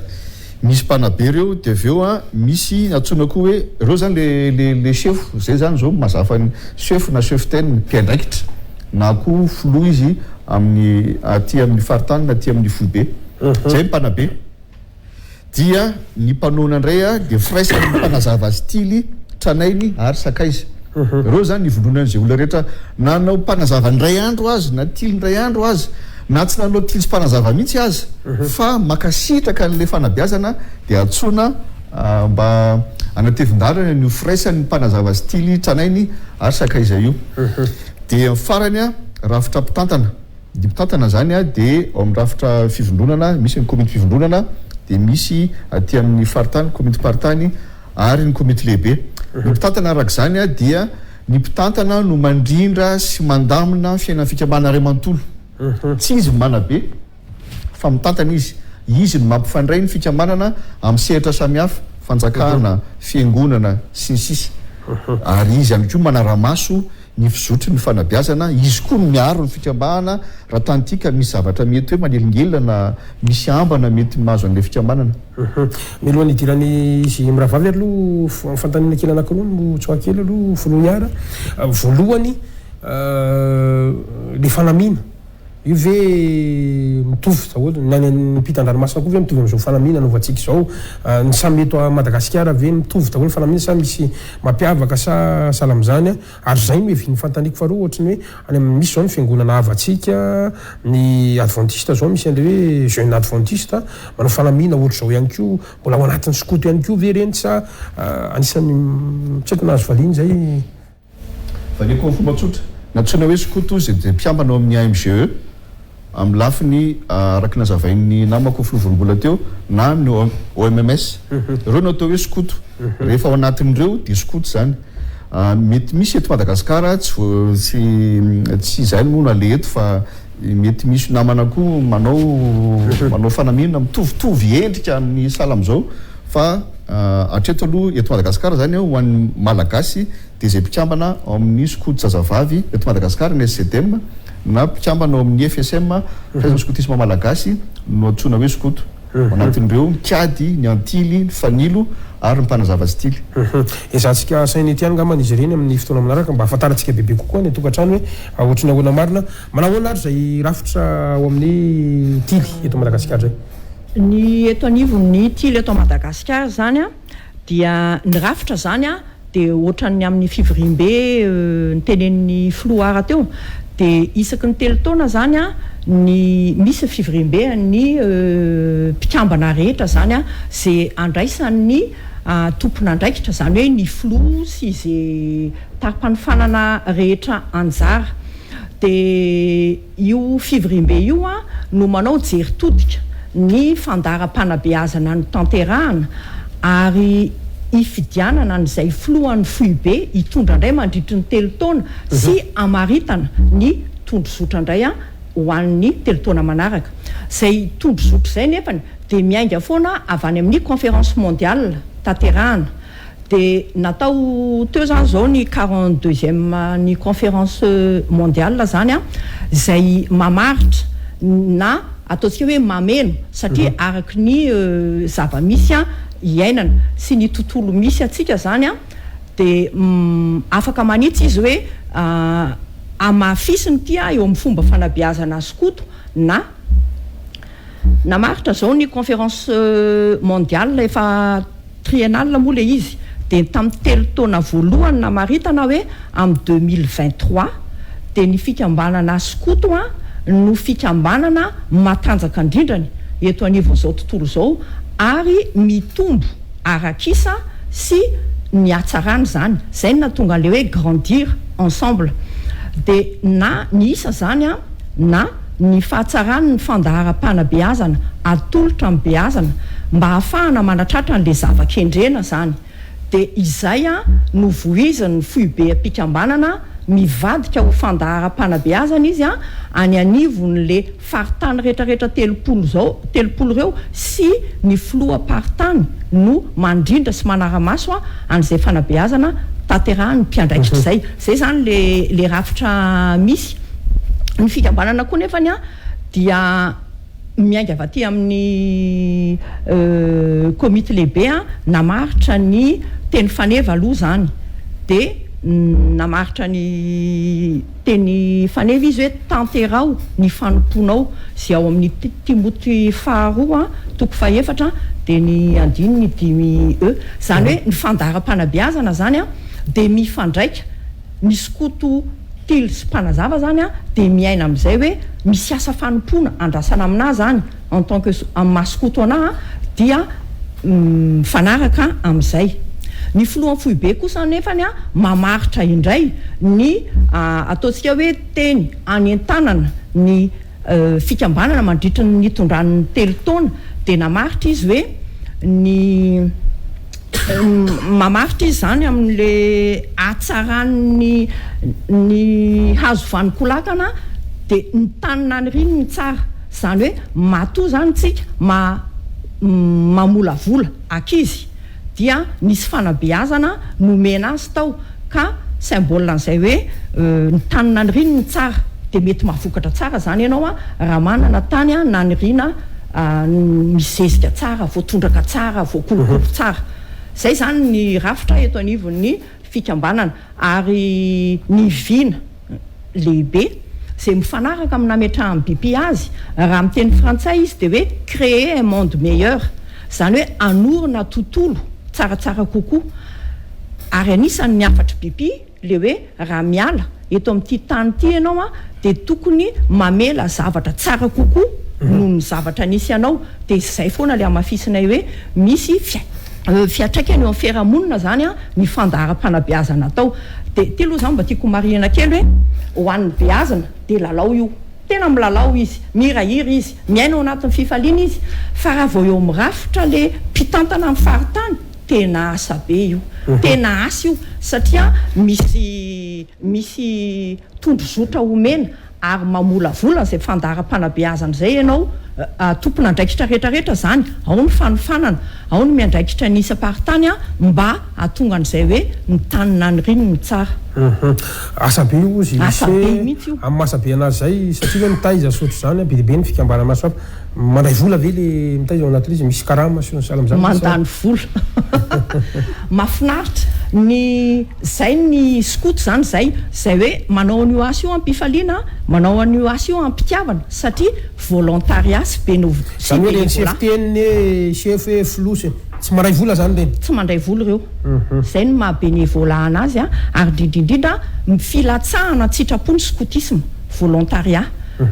dia izy koa tsy manavakavaka karaha manontany se hoe mandray vola sa tsy mandray a dia tena tsy mandray ka tsikikely a teo vorombola manao ahoana ny mpanazava eo amin'izay rafitra zay a sy ny resaka hoe mandray vola sy ny mpanazava eto Madagasikara moa ao anatin'ny hoe mpanazava style eto Madagasikara tsy misy hoe mahasamy hafa anazy fa mitovy ihany fa ndray fotsiny hoe fitaizana zazalahy ndray fitaizana zazavavy mety hoe eo amin'ny vinan'ny skoto zazavavy no misy mahasamy hafa kely amin'ny vinan'ny skoto zazalahy ho an'ny vinan'ny skoto zazavavy dia mamolavola ny ankizy vavy sy ny zatovovavy ho tonga olona feno olom-pirenena vanona mandray andraikitra ao anatin'izay vinzay dia manome asina ny ankizy vavy sy ny zatovovavy zay mba hitondra fiovana tsy eo amin'ny tenany ihany na eo amin'ny fiarahamonina fa indrindra mitondra le anjara brika eo anivon'ny firenena amin'ny hoe olom-pirenena vanona azy dia raha ny rafitra indray no lazaina efa voalaza teo hoe misy ny mpikambana fototra na ny beazina ny ao anatin'izay beazina izay ngamba no anapiko kely izay tsy voalazany zareo teo hoe misy ny ankizy kely izay enitaona hatramin'ny 12 taona na ho an'ny zazalahy na ho an'ny zazavavy ho an'ny zazalahy izy lovotao ho an'ny zazavavy izy vorokely fetsona azy ny eo amin'ny 12 taona hatramin'ny 15 taona indray mpanazava ny fetsona azy tily izy ho any amin'ny zazalahy sampana maitso dia ny eo amin'ny 19 taona miakatra izy atao mpanazava afo ny filazana azy na sampana mena ny ao amin'ny tily indray izy mizara roa misy ny sampana mena dia misy ny mpiandalana dia mpiandalana sy mena fify azafady indrindra dia miezaka manabe sy mitaiza ary mandray anjara amin'ny fampivelarana ny maha olona feno ny ankizy sy ny tanora na ny zatovy na ny zazalahy na ny zazavavy ho tonga vavolombelon Jesosy Kristy olom-pirenena vanona ary andro fianakaviana zany hoe tsy dia misy hoe mahasamy hafa nylay rafitra fa ndray fotsiny hoe zazavavy dia indray zazalahy misy ny fanabeazana ho an'ny zazavavy misy kosa ny fanabeazana ho an'ny zazalahy dia amin'izay hoe fikambanana platsaka tsitrapo dia fanolorantena voalohany indrindra dia misy ihany koa ny atao hoe fanaovana ny asa soa dia tena hoe tsy misy andraisaka rama fa ny avaty amin'ny tena indray arany izany no mivoaka izay hoe anampiana ny hafa izay ono vorombola miresaka an'izany nareo nefa zay zao tazana ohatra misy andreny le hoe fidy tiranoosy sy ny tariny reny zao organisation mondiale mihitsy mamatsy vola nareo natilina mpanazava ahoana zany ny vola am'ireny zany makaiza zany ny fanabeazana mpanazava stily dia misy amin'ny alalana loha-hevitra zany hoe misy karazana loha-hevitra ao toy ny hoe tontolo iainana fanjari-tsakafo ny resaka hoe fanentanana momba ny fanaovana vaksiny misy ihany koa ny resaka hoe ady amin'ny herisetra na ny fikirakirana ny teknôlôjia ho anay manokana zao misy ny fandaharana asa zay avy any amin'ny skoto zazavavy maneran-tany toy ny hoe fanjari-tsakafo ho any resaka tontolo iainana zay dia manao ny resaka hoe fanodinana ny plastika ary misy ihany koa ny resaka teknôlôjia filazana inazy hoe surf smart ao anatin'ny fanabeazana dia misy ihany koa ny resaka hoe fahatokisa-tena raha fandaharana avy any amin'ny AMG na skoto zazavavy maneran-tany izy dia antsoina hoe free BNMI na ABC na hoe action on body confidence ho an'ny eto Madagasikara dia misy fiara-miasa araka ny tenen'ny Gasikara teo hoe mety misy fiara-miasa avy any amin'ny ministeran'ny tontolo iainana na ministeran'ny tanora na misy ireo fikambanana mpiara-miombonantoka izay miara-miasa aminay fa mampilatsaka sitrapo dia tena hoe fanoloran-tena ny mpikambana rehetra ao anaty raha manatanteraka fandaharana asa dia tsy mandray karama fa tena hoe manao an'ilay asa manatanteraka ny asa eny anivon'ny fiarahamonina mety misy ny hoe fitaovana izay omen'ireo mpiara-miasa ihany koa na hoe mety misy ny resaka hoe manome sakafo zareo fa raha ny resaka hoe fanampiana na ara-bola indray zany dia tena hoe avy amina fanampiana ho an'ny mpikambana satria ny fanabeazana mpanazava stily eto Madagasikara dia ireo beazitsika ireo araka ny teny filo ara-mientana teo hoe ho an'ny beazina sy ny mpikambana indrindra ny any amin'ny faritany no hisitraka n'izay hoe fandaharana asa izay omen'ny mpiara-miasa zay fa tsitratritra satsiatra ray koa hoan'ny ato amin'ny tily zany mbara foana hoe ato mitaiza zazavavy atsy mitaiza zazalahy taiza zazalahy nefa misy vehivavy ina fanazavana hoentina amin'izany ahoana zany fikambanan-dehilahy nefa misy vehivavy se zany zao vehivavy kina ny ataony siany fikambanan-dehilahy so dia azo valiana kely zay zany tokony makato zany se fa sahina ny tokony efa vao any mialanakaty satria fitohizan'le fanabeazana zay zany hoe le rafitra tenen'ny vorombola teo zany le zazalahy enina ka hatramin'ny 12 taona zany dia akizivavy no mpiandraikitra manabe akizivavy cheftaine zany ireo dia rehefa aveo kosa nefa ireo cheftaine ireo misy raha ataontsika hoe manaraka ny dingana dia misy dia-piofanana be dia be atrehany zay teo mpiandraikitra sy flou raha avy aty amin'ny faritany dia miatrika andreo izy dia ohatr'izay na tonga nay vehivavy ao anatin'ny fikambana an-dahilahy ny ankizy kely enina ka hatramin'ny 12 taona ohatran'ny vorokely dia mbola mila n'izay fisinina olona tohitohiny reny na dia ataoko hoe tsy le reny niteraka fa le andraikitra le zoky andraikitra le reny manampy azy hivelatra eo anivon'ny fikambanana zany dia zay na tonga an'le vehivavy fa tsy maninona afaka misy ankizy langy misahana an'le enina ka hatramin'ny 12 taona fa amin'izao fotoana kosa nefany satria efa be dia be ny ankizivavy izay hisaorana amin'ny mpanazava satria misy ireo mpanazava ireo rehefa tonga eo amin'ny taona 12 taona miakatra dia ry zareo afaka misafidy hoe na hiandraikitra aty amin'ny vorokely ny ao amin'ny mpanazava zany na hiandraikitra aty amin'ny tily zany fa fikambanana ray ihany zany ny mpanazava sy tily amin'izay manko nametrako izay fantany izay satria misy trangafa kely ohatry ny an'ny vahiny zao dia aminaty skoto dia mitambatra an'le lasy vehivavy manina ny antsika eto Madagasikara misy hoe tianen'le fikambanan-dehilahy tiany vehivavy asa izany afaka manome fanazavana an'izay zavatra i filo miaraka man ny tena ny tontolo samihafa zany hoe ny amin'ny malagasy aloha ny skoto dia nanaraka tsara zay nametrahany mpanorona azy mpanorona koa moa zany izy fa tsy mpamorona satria lasa soa dia mitovy amin'Andriamanitra hoe mpamorona dia nametraha mpanorona azy dia ny hoe reto ny girls guides reto ny scouts mazava tsara mihitsy zany reto ny lehilahy reto ny vehivavy dia mbola ndraisitsika ho antsika zay hatramin'izao dia mitazona an'izay tsika io zany efa tarazo hatramin'izay hafa indray fiainany azy any andafo ohatra any any Frantsa no lazana azy dia coéducation ny azy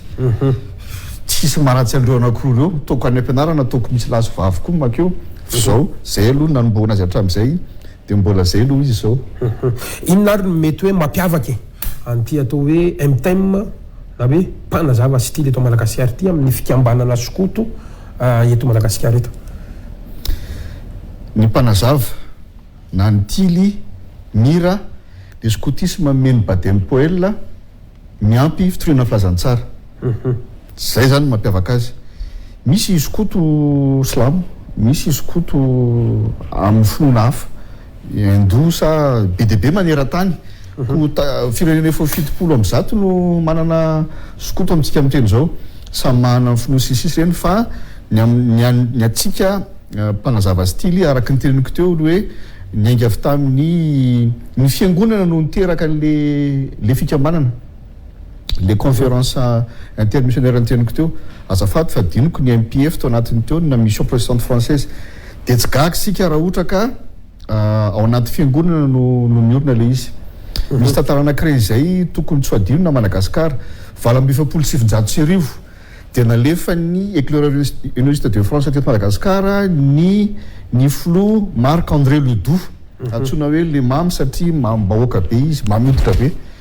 de ny atokavany teto dia niraka nampanaovina azy de ny hoe apiditra anisany niraka nampanaovina azy apiditra ny scotisme tily éclaireur unioniste de France à Madagascar amin'ny sehatry ny fiangonana. Satria zao ny vision ndralahy le vina tena lalina be mihitsy de zao mbola iainantsika le izy de ny hoe ireo malagasy ireo mivavaka ireo de alao ny fiangonana no atao fanohitra ampitombonana ambaindainy ty raha ohatra ka te androso aingantsika amin'ny fanapariahana ny titily ty de alao ny fiangonana de tafiditra tamin'ny fiangonana amin'izay le fikambanana. Zany zany ilazana ny hoe tena fa raiky tapisaka amin'ny mpanazava sy ny tily ny fiarahana amin'ny fiangonana satria io loharano niteraka ny ony fa le izy zany le skoto no nakany amin'le fiangonana sa le fiangonana no niantso hoe asio skoto aty aminay zany ao anatin'le izy satria hoe ny fantaniana matsina mampatonga an'le skoto tafiditra anatin'le sakafinoana sy fiangonana ohatra zao raha mijery baiboly zao tsika de tsy misy resaka hoe skoto ao ny maninona misy skoto tsy afatra amin'ny fiangonana fa ho aty amin'ny time ty manokana zany maninona no miditra ao anatin'izay zay na metraka fantaniana teo hoe skoto no nangataka hiditra any ve satria raha namorona le mpanorona le izy mbola tsy tany anaty fikambanana anaty finoana na anaty fiangonana fa nametraka izy hoe ny skoto dia mihinan'Andriamanitra ary tsy adinontsika fa badempeul dia zanaka mpitondra fivavahana araka ny teniko teo hoe maty le dadany voatelo taona monjy izy de maty ny dadany de tsy gaga tsika raha zay le zavatra mitranga ary ho an'ny malagasy de ny fivavahana kristianina na ny fiangonana de raiky tapisaka ihany koa mifanila mifandrindra ary miara-dalana amin'ny seha-panabeazana maro samihafa de ny faharoa de zao isaky izy tsy misy hoe ny fiangonana ve no fanzavatra hita aloha am'izao fotoana zao de ny hoe anivon'ny fiangonana no misy tsiro-pitiavana norina skoto de mitsangana le skoto mpanazavana tily any amin'ny fiangonana de tonga ny fobe rotota manokana hoe eny mahavaly ny fipetrara teknika mahaskoto azy reto tokananareo ianareo zany zao fivondronana vaovao ohatr'izay le izy inary hidirako kely ngamany ao amin'ny lafina anakiroa fa tsitratritra tsy aritra kely aloha satria manazava an'le rafitra teo nareo de hoe misy an'le rafitra mpitantana mpanohana sy ny saro hafa fa ho an'se manokana tena fantaniana mahitsy ty de mba tiako valin'se mahitsy ihany koa zany hoe ahoany ty filohana mpitantana filohana komity lehibe manao fanaminy ty tsy nama manafangaro ny andraikitra ve zany satria nareo zao rafitra mpanohana ohatrany hoe rafitra mpitantana ohatrany komity partany komity mpivondronana ary hatramin'izay miaraka amin'ny costara sy anina iseny afa rehefa tsara manamarika fa voalany ihany koa se hitanana zany andraikitra zany maniny se no manao fanamina ty satria raha ny fantatra zany de hoe ny rafitra mpanabe no manao azao fanamina ataonse zao tsitratritra tsy aritra kely misaotra sena Madagasikara am'izay tsy aritra zay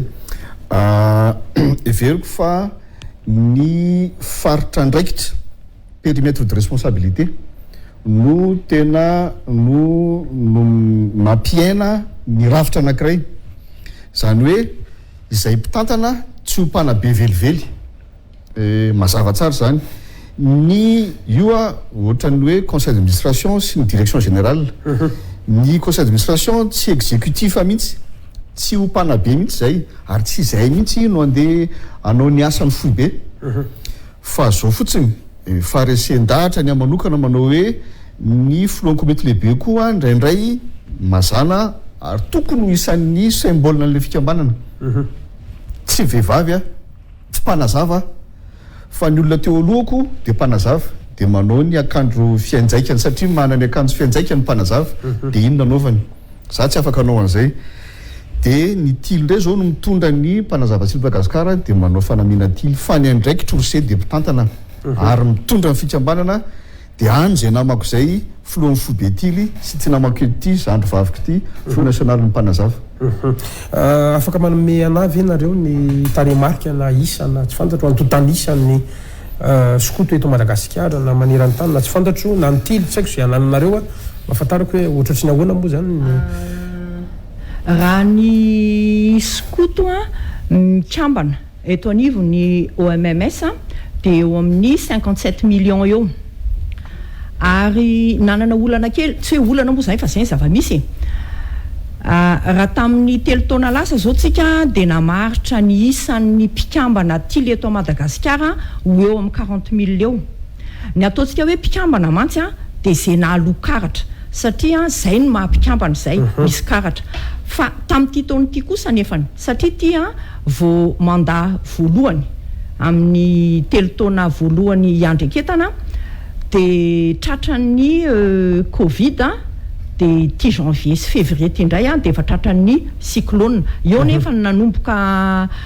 novembre décembre janvier ny fanavaozana ny karatra mahampikambana de ny tena efa nahavita karatra zany a de eo 23 000 zany zao aloha ny tily de zay aloha zany ny ataontsika hoe isa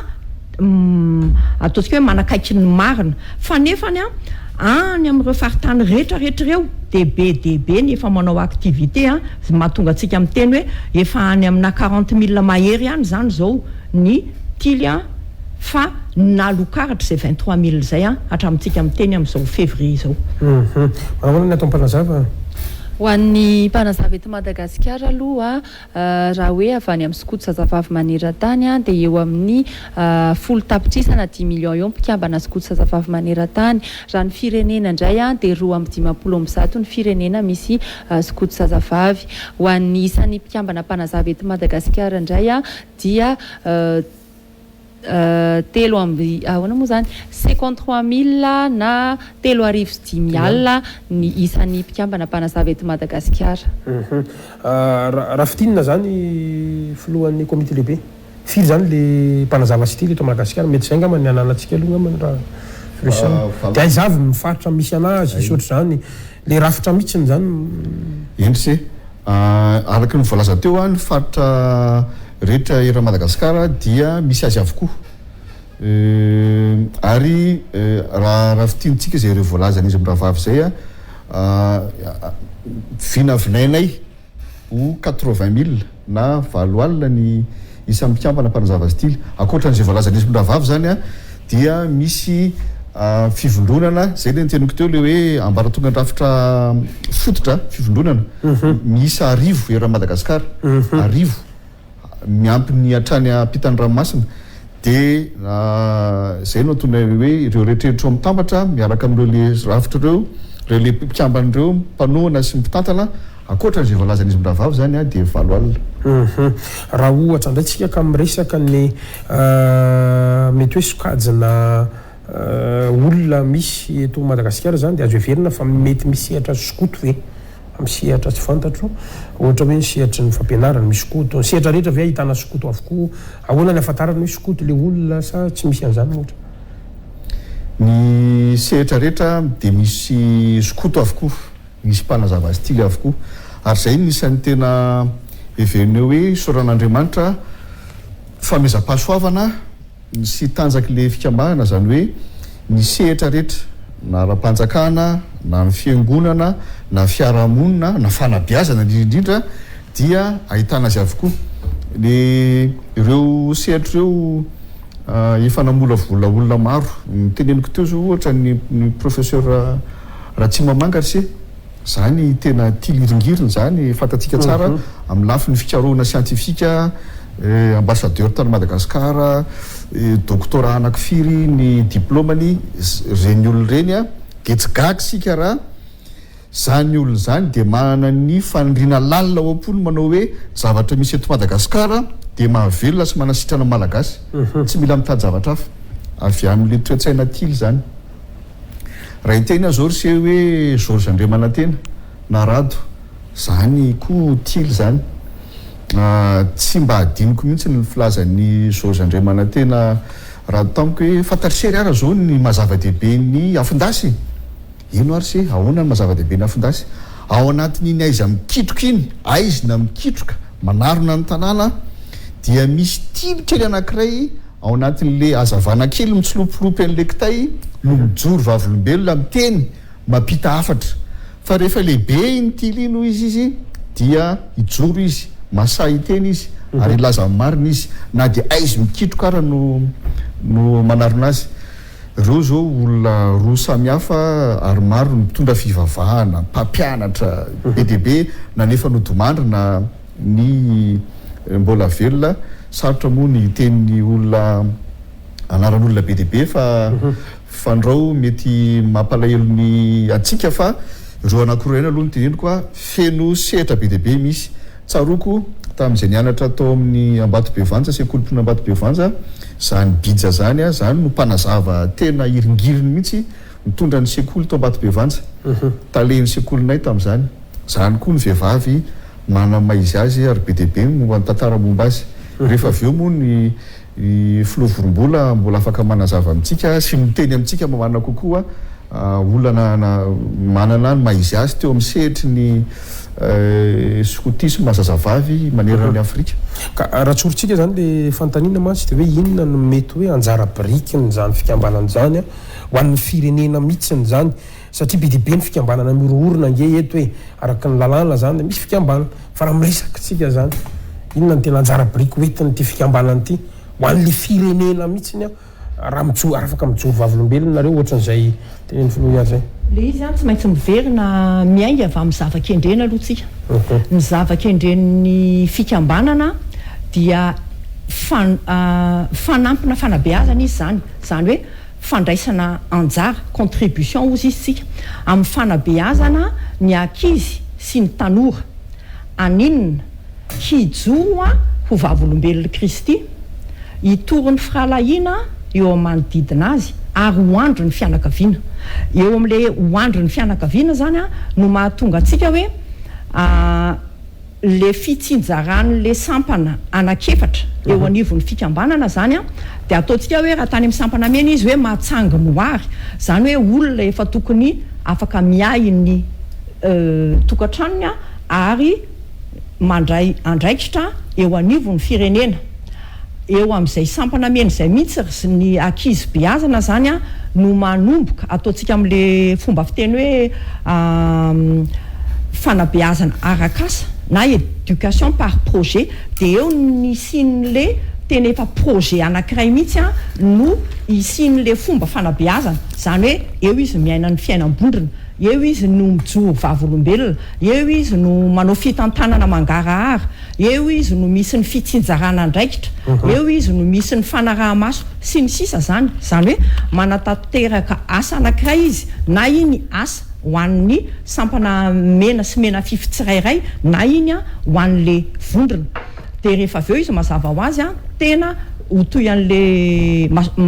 gamba moa tsy de tsara manonona anaran'olona fa betsaka ny manomboka lehibe ny fokotany eo amin'ny lehibe ny fokotany tena betsaka ny skoto na vehivavy na lehilahy mandray andraikitra eo anivon'ny fokotany de miakatra efa betsaka ny ministra ary ny député betsaka zany hoe le fandraisana andraikitra eo anivon'ny firenena zany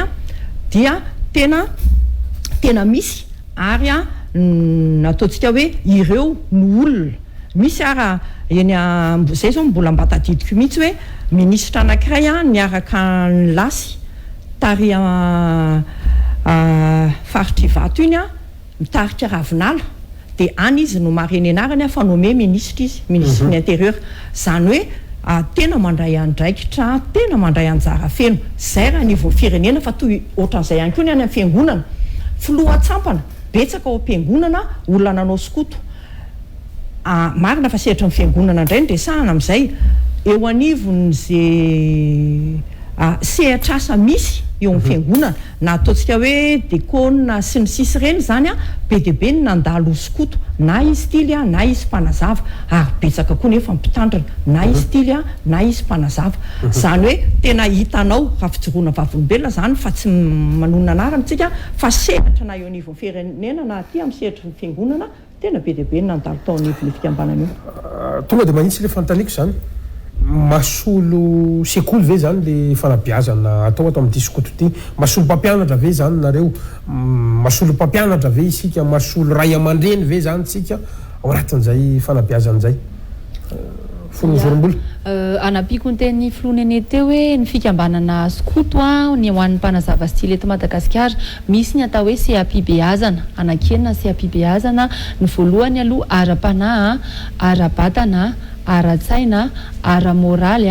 ara-pihetsepo ary ara-piarahamonina ireo seapibeazandreo izay ikolokoloana sy hitaizana ny mpikambana satria dia ny mbola kely ny mpikambana dia ampianarina sahady andray andraikitra ary izay no mampatonga an'le fanontaniana gasikara teo hoe ahoana inona ary zany anjara birikin'ilay mpikambana voalohany indrindra satria dia ny mbola kely izy na manomboka enitaona izy dia ampianarina sahady ny mandray andraikitra ho responsable ho tompon'andraikitra atao fitaizana ho an'ny mpanazava zao dia misy ny atao hoe ankizy vavy mpitondra feo zany hoe ampiofanina ary zareo mpitondra feo hitondra fiovana eo anivon'ny fitondram-panjakana eo anivon'ny fiarahamonina amin'ny teny frantsay moa izy hoe jeune parlementaire ary nisy ny fiaramiasa teo amin'ny tena hoe teo anivon'ny parlement na teo anivon'ny teny anivon'ny anteny mera-pirenena hoe ahoana ny ahafahandreo tanora zazavavy ireo mandray andraikitra sahady dia ny mbola kely izy zany hoe dia ny mbola kely zany ny mpikambana dia tehizaina ny fikambanana skoto na ny mpanazava style ihany koa dia manana izay hoe éducation non formelle na hoe fiofanana tsy manara-drafitra io fiofanana io dia miainga avy any amin'ny skoto zazavavy maneran-tany na ny AMGE misy ny atao hoe fomba fanabeazana anankidimy ao ny atao hoe fiainam-bondrina ao ny atao hoe fibeazan-teny eo ampanaovan-javatra misy ihany koa ny hoe ny lalako ny diako zany hoe mametraka sady hoe aiza ny toerana misy eto dia rehefa tonga ny amin'ny volana manaraka na ny taona manaraka dia hoe aiza ho aiza indray ny plasy misy inona ny zava-bitako zany hoe mametraka tanjona teny mbola kely hoe inona ny tiako atao ao aoriana misy ihany koa ny fifandraisana amin'ny hafa ary misy ny fifandraisana manerana izao tontolo izao dia ao anatin'izay ihany koa araka ny teny filoha teo hoe maro ny mpikambana atao amin'ny mpanazava eto Madagasikara manana andraikitra tsy voatery hoe andraikitra eny amin'ny fitondram-panjakana fa andraikitra any amin'ny resaka sehatra skoto zazavavy maneran-tany misy ny mpikambana atao aminay no atao hoe mpampiofana iraisam-pirenena momba ny fanjari-tsakafo momba ny fitondrana feo misy ihany koa ny mpikambana atao amin'ny mpanazava no mpikambana ao amin'ny komite Afrika ary efa misy ny président komite Afrika teo aloha amin'izao fotoana izao mbola misy ihany koa mpikambana mpanazava izay ao anatin'izay komite Afrika ao amin'ny région Afrika izay manasantsika aloha afaka misotrosotsika satria skoto ihany koa manamboatra an'ireny izy ireny misy anampiana ve amin'izay le resaka fanabeazan'izay ho an'tinona atao amin'ny fanampiny fotsiny angamba tiako marihana hoe le teny ateo hoe le tondrozotra napetraky ny avy aty amin'ny OMMS niraisin'ny fikambanana ty le to à Madagasikara ho lafin'ny pratika kokoa zany dia misy an'izay équilibre zay zany hoe misy adidy amin'ny tena dia adidy amin'ny hafa ary indrindrindrindra ny adidy amin'ny Andriamanitra ireo zavatra telo ireo zany no tsy maintsy mifameno ao anatin'le fanabeazana andreo tanoratsika ankizy tanoratsika eo anivon'ny fikambanan'izay zany hoe tsy maintsy misy équilibre zany reo tsika zany tsy nanofana akory ho mpitandrina fa izy no misafidy anao mpitandrina tsika tsy nanofana anazy ho ministra fa zay ny vokatry ny fanabeazana ny fandraisany anjara eo anivon'ny firenena hiasa ho an'ny hafa ary indrindrindrindra raha manana didy amin'ny tena dia mila mianatra tsara zany raha beazana tsy maintsy miasa ahako na misy mbola fahasarotana aloha ohatra ny eo anivon'ny firenena rehetrarehetra tsika aloha tsy miambo zany hoe io fikambanana io a dia fikambanana amin'ny fony teny hoe tena milay fa io kosa tena miezaka ny andray anjara amin'ny asa fanabeazana sy ny famolavolana ny tanoratsika amaly amin'ilay zava-kendrena ny teneniko teo ny zavatra anankiray fotsiny mantsy zay nanka metrako le fantaniana inona zany ny tena finalité an'le fanabeazana tao zany hoe raha misy io tsanganana ohatriny ahoana zany dia fantatra hoe satria izy nanao skoto dia lojika raha ohatra zao raha azonareo fitinina foy zany hoe inona no mahasamihafa ny olona nanao skoto tia nandalo tia anankiray ty tena tsy nanao skoto dia voajerenao le tsanganana hoe lojika fa nanao skoto ry olo ry le finalité an'le fanabeazana atao mihitsiny zany afaka mandray anjara daholo zay telo mianadahy fa anankiray zao ohatra ny fandraisana andraikitra fa zany olona nanao skoto zany amin'ny akapobe na iza sehatra misy azy na iza sehatra misy azy a dia mandray andraikitra zany ary ny anankiray koa zay mahagagy ny olona dia olona falifaly lava io olona ny olona rehetra manana olana daholo fa anankiray ao amin'ny fanabeazana skoto efa nyteneko teo ihany le hoe satria ao anatin'ny lalàna mihitsy zany no hoe mihira sy mitsiky ny tily raha sendra ny sarotra misy sarotra ao fa mihira sy mitsiky izy mba hahafahana miohitra aniny olana anankiray iny fandraisana andraikitra zany ny fifaliana hoentiny eo anivon'ny fiarahamonina efa zavatra hoe iny ny tsanganana manaitra ny olona raha vao misy asa zany dia mandray andraikitra foana izy misy anapila kely anapiko anazy misy ihany koa ny atao hoe toe-tsaina mpitarika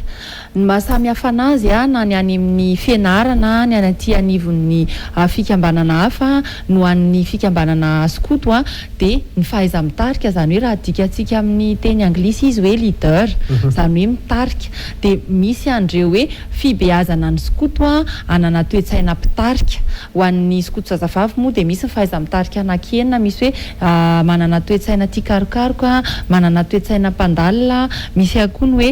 toe-tsaina tia mamorona toe-tsaina ina moa zany mandalina ny miralenta dia tonga dia hita taratra raha amin'ny olona anankiroa anapiko any filoana eny teo hoe raha misy ny zavatra mitranga anankiray raha olona nandalo skoto izy tsy mila baikiona izy fa tonga dia mandray andraikitra avy hatrany mandray anjara sahady amin'ny zava-mitranga eo dia amin'izay mampitarika anazy zay ihany koa dia ao zany le toe-tsaina izay miezaka mibetena eo ampanaovan-javatra raha ho an'ny any amin'ny fianarana izy dia ampianarana fa raha aty amin'ny skoto indray izy dia izy mihitsy mibetena mianatra mamorona zany hoe manao esprit ana créativité izy amin'ny teny frantsay moa zany dia zay fananana an'izay toe-tsaina mpitarika zay dia mahasamihafa amin'ny olona nandalo skoto sy ny tsy skoto ka miresaka fanabeazana tsika manao ahoana mety ho fahitanareo satria mpanabe zany le fikambanana atao hoe fanabeazana amin'ny tanora amin'izao fotoana izao ary be dia be ny mpampianatra sehatra ny fanabeazana zany be dia be ny fikambanana mitaiza tanora mahita hoe tena mesarotra mitaiza tanora amin'izao vanim-potoana izao manoloana ny teknôlôjia ny fanatotoloana sy ny maro hafa anisan'ny mba misedra an'izany ihany koa ve ty fikambanana skotisma mpanazava sy ty le atao Madagasikara ty ny mikevitra amin'izany na manaiky amin'izany ve nareo hoe mesarotra ny fanabeazana ny tanora manao ahoana ny fahitanareo an'izay eny se raha sitakse dia verena kely fotsiny le fantahina teo zao mantsy le fantsom-panabeazana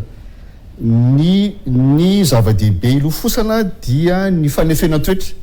éducation de caractère zay zany nafantaran'ny olona hoe skoto sy tsy skoto ny olona skoto ny ao anatiny zava-dehibe aminy ozy le boky skoto zay hoe ny skoto dia tokony malahelo mafy raha toka misy olona mihoatra noho izy amin'ny resaka sotoavina zany skoto tsy zavatra ivelany tsy zavatra zay mahatonga amin'ny fanamiana tsotra sala am'izao tsy manao kavina izy am'ravavy tsy tsotra be tsy manao verni be zany akory tsy midika hoe tsy hanao an'izany mihitsy fa ny fitaizana skoto dia mametraka zay toe-tsaina zay dia faharoa tsy adiniko le fomba nanofanan'le Abdoulaye Sène na filoha tale party Afrika tamin'izany fotoana efa nodimandry izy ozy izy lazaiko anareo fohy be gaso reo inona mahasamihafa ny skoto nandeha ty lehilahy anankiray dia nakao tokotany nahita boakely anankiroa dia ozy izy ona le retsy nakaiza ny mamanareo le boakely voaloha manao hoe tsy haiko tsy fantatra le boakely faharoa manao hoe raso hoe jereko aiza moa izy zay aloha fa jereko de verina eo zay le skoto zay zay le zay le mahasamihafa azy averiko any ao anaty aloha fa tsy ivelambelany zay le izy dia ary zay ryseny de miampita ako am'le tetezany apitako am'le fanjana faharoa zay ny mahasarotra fitezana ankehitriny satria fiarahamonina ankehitriny dia zao no repère na zavatra hitany boakely na nytovavy ny ivelany aloha de manentsika ivelany dolo ny olona ka zany angery se mahatonga ny alatra sy ny von'olona sy inona ny tsy ataony zanak'olombelona sy tratra koa ny malagasy amin'ny mba azahoana zavatra ivelany de eo zany ny mahasarotra ny lefitezany ny tily sy ny mpanazava ny skotisma de mamola volany ao anaty mianatra tsara dia manaja ray aman-dreny dia tia karokaroka tsy very mandeha milofo fatratra am'izay ataony de ajainy le lalana folo ny mena azy iny toka teny mahatoky rehefa eny de eny mahatoky zany rehetra zany zavatra anaty avokoa de amitsika miteny zao zany zao de azafady miteny vahiny manao mandeha contre courant lasa misetra rano mahery le fanabiazana tily sy mpanazava satria ny fiarahamonina mandroso makany amin'ny zavatra tsotsotra lamindamina tablety de etsy de telefônina de etsy de zay de mihotrika lava de zao nefa ny skoto de mitondra ny ankizy mandeha tongotra de mba mafitoto kokoa sisisy dia sady sarotra ny tsy tokony ho sarotra satria vomaika miavaka amin'ny firoson'ny fiarahamonina lay skotisma verin-dalana koa zay ary zao efa am'izao lafiny telefôny zao mbola manao code mort sarisera efa mampilalao boakely ka nga ataotao fahatany zany misy dikany zany satria iny mampitombo ny akingatsainy de mbola lina am'zany ve le tanora am'izao de eo zany zay zany ny défi na zay le zavatra tokony ho ataon'le skotisma manome le fitiavana le zavatra naturaly kokoa mampiasa ny saina mampiasa ny maso mampiasa ny tanana fa tsy mipetraka fotsiny na milalao telefônina fa mbola mifanaraka am'le vampitoana ohatra skoto zao de hoe milasy matorany anaty ala tanora am'izao hoe mbola lina am'zany ny skoto mamatipatotra tady atsotsika hoe vona mbola lina am'zany ve fa tsy tonga de Google le olona de ohatra zay ny teneko hoe le tena iainanareo am'le fitezana am'izao mihitsiny zany zay ny mahatonga na nyteny tamin'izay teo hoe tena asa io zavatra io tena asa satria mamadika an'iny ho fandara-panabeazana mahaliana sy mivoatra ho an'ny beazana zany hoe ny fototra hijoron'ny skotisma zany de iny foana ny fototra hijoron'ny skotisma manana zavakendrena manana viana fa ny tanora am'izao fotoana zao araka ny tenen'ny ara zany de ahoana ny ahafahako mitaiza sy manabe ary mamorona fandara-panabeazana mahaliana sy mivoatra mazava ho azy fa raha ohatra koa tsika izao tao anivony le fisiny le valanaretina tsy afaka ny vory ny ankizy afaka nanao dia afaka namorona lalao anjotra zany raha tsy afaka nanao anjotra izy de isa tokantrano ohatra ny lovotao kely afaka nanao ohatra démonstration na fandrahoa sakafo fanao asa tanana zany hoe enao flo enao ekipa ny fohy be flo sy mpiandraikitra no tsy maintsy mamorona fa raha tsy zany de mazava ho azy amin'ny teninao teo hoe tsy aliana ny ankizy tsony io fanabeazana skoto io fa matoa mitombo ny isa matoa mitombo ny fivondronana tokanana de mbola mahaliana ny tanora ihany zany fa raha tsy ao koa manko izy tsy mahita ny tsy migoka an'le mamy raha mijery ty ivelany izy de le endrika ivelan'ny skoto no hitany ary mety tsy mahaliana azy fa raha miditra ao izy de hainy tsara mihitsy ny hoe tena misy mamy ato anatin'ity fikambanana ity no le firalahiana no le fifaliana hoentiny io fanabeazana io manahoana ny atao mpanazava manano misidra olana fantola akoatran'izany am'izao fotoana zao moa zany de mandeha be ny voalohany indrindra ohatra ny hoe ny resaka teknôlôjia araky ny tenin'ny filonenety teo hoe miezaka manaraka ny toetrandro ny fanabeazana skoto voalohany indrindra aloha zany ny mpanazava eto Madagasikara manana fandaharana asa atao hoe surf smart na ny hoe fikirakira fampiasana ny teknôlôjia mpahamendrehana. Io a dia tena hoe fanabeazana ny ankizivavy sy ny zatovavy a ahafahany mikirakira mpahamendrehana na hoe ahafahany ihany koa manana fiarovana. Ohatra fotsiny hoe raha manana telefona izy ka manao Facebook dia hoe inona daholo a no torohevitra na ny zavatra tokony ho atao a mba hananany an'izay hoe afikirakirana mpahamendrehan'izay na ny resaka fandefasana sary, ny fandefasana hafatra dia misy ny fanabeazana. Eo ihany koa ny resaka hoe raha mandeha be ny firoborobon'ny toetrandro amin'izao fotoana izao na mety hoe misy ny lamaody a, misy ihany koa ny fandaharana izay efa nolazaiko teo a hoe fahatokisantena, izany hoe misy ny fanabeazana ny ankizivavy ahoana ny ahafahan'ny ankizivavy matoky tena ary samandray andraikitra mijoro raha misy ny zava-mitranga. Misy loha hevitra koa atao aminay hoe ady amin'ny herisetra satria tena amin'izao fotoana izao tena mbola betsaka ny herisetra mianjady ny ankizivavy, ny zatovavy na ny vehivavy ara moa zany ara-ny herisetra na ara-moraly io na ara-fizika. Dia misy ny fandaharana izay manampy ny mpikambana aloha voalohany indrindra manohana izay mampiofana azy ireo ihany koa avy eo no misehatra eny anivon'ny fiarahamonina mba manampy ny ankizivavy sy ny zatovavy tsy ny skoto ihany fa tena hoe na eny anivon'ny sekoly na eny anivon'ny fiarahamonina dia manampy ihany koa ankoatran'izay. Ary amin'izao fotoana izao koa dia misy ny resaka hoe fitantanana ny fahadiovana mandritra ny fadimbolana. Raha ny faritra ny atsimo iny dia tena mbola hoe fady ny resaka momba ny fadimbolana. Amin'izao fotoana izao ny fikambanana mpanazava eto Madagasikara izay arahana miasa amin'ity leto Madagasikara amin'izao fotoana izao hoe ahoana ny fomba ahafahan'ny zatovavy sy ny ankizivavy mba tena hoe tsy manana an'izay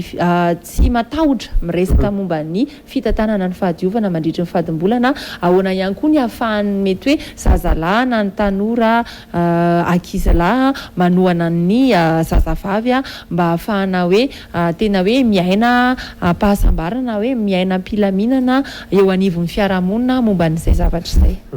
Farany zao manko ny hitan'ny olona vao hoe skoto dia sasa skoto maheriherisehitra, skoto tsy matahotra mandeha amin'ny alina, dia misy koa ary hoe skoto mpiteny ratsy, skoto mpitaingim-pasana. Ohatrohatr'izany ny imazy na ny hoe endrika fahitan'ny olona n'izany atao hoe skoto izany. Ary tena hoe inona ny fanazavana hoentinareo zany izay rafitra pana be makasika an'izany fahitan'ny olona ny skoto zany. Ny rafitra ny seha-panabeazana rehetra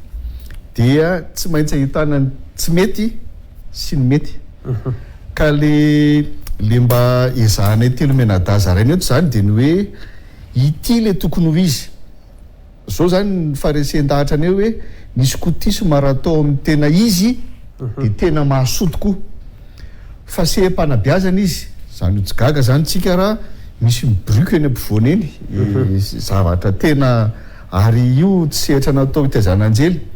Raha tsy zany dia navoaka gazety amin'ny gazety dia natao lohalalana tamin'ny pejy voalohany hoe mitady anjely ny mpanazava sy ny tily.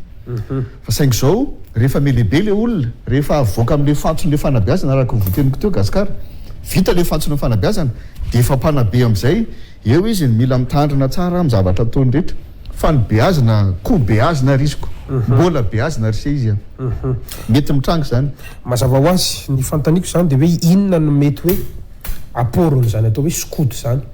ny fisiny zany teto Madagasikara. Raha ohatra ka meno an'izany zavatra resanareo telo menada zany dia hoe tsy tokony hisy angalatra tsony eto, tsy tokony tena hoe raha mandalo skoto zany ny akamaroantsika. Raha io isany menareo io zany zao dia tokony ho lafatra ihany Madagasikara, tokony mahaly fahalemana kanefa tsy ny rehetra moa manao skoto ka androany zany manontany inona ny aporo metin'izany skoto zany ho an'ity Madagasikara ty. Satria izahay ao anatiny ary izahay anisan'ny tompona andraikitra eo anivon'ny fikambanana io dia izahay aloha resy lahatra fa misy aporo hoentin'ny fikambanana io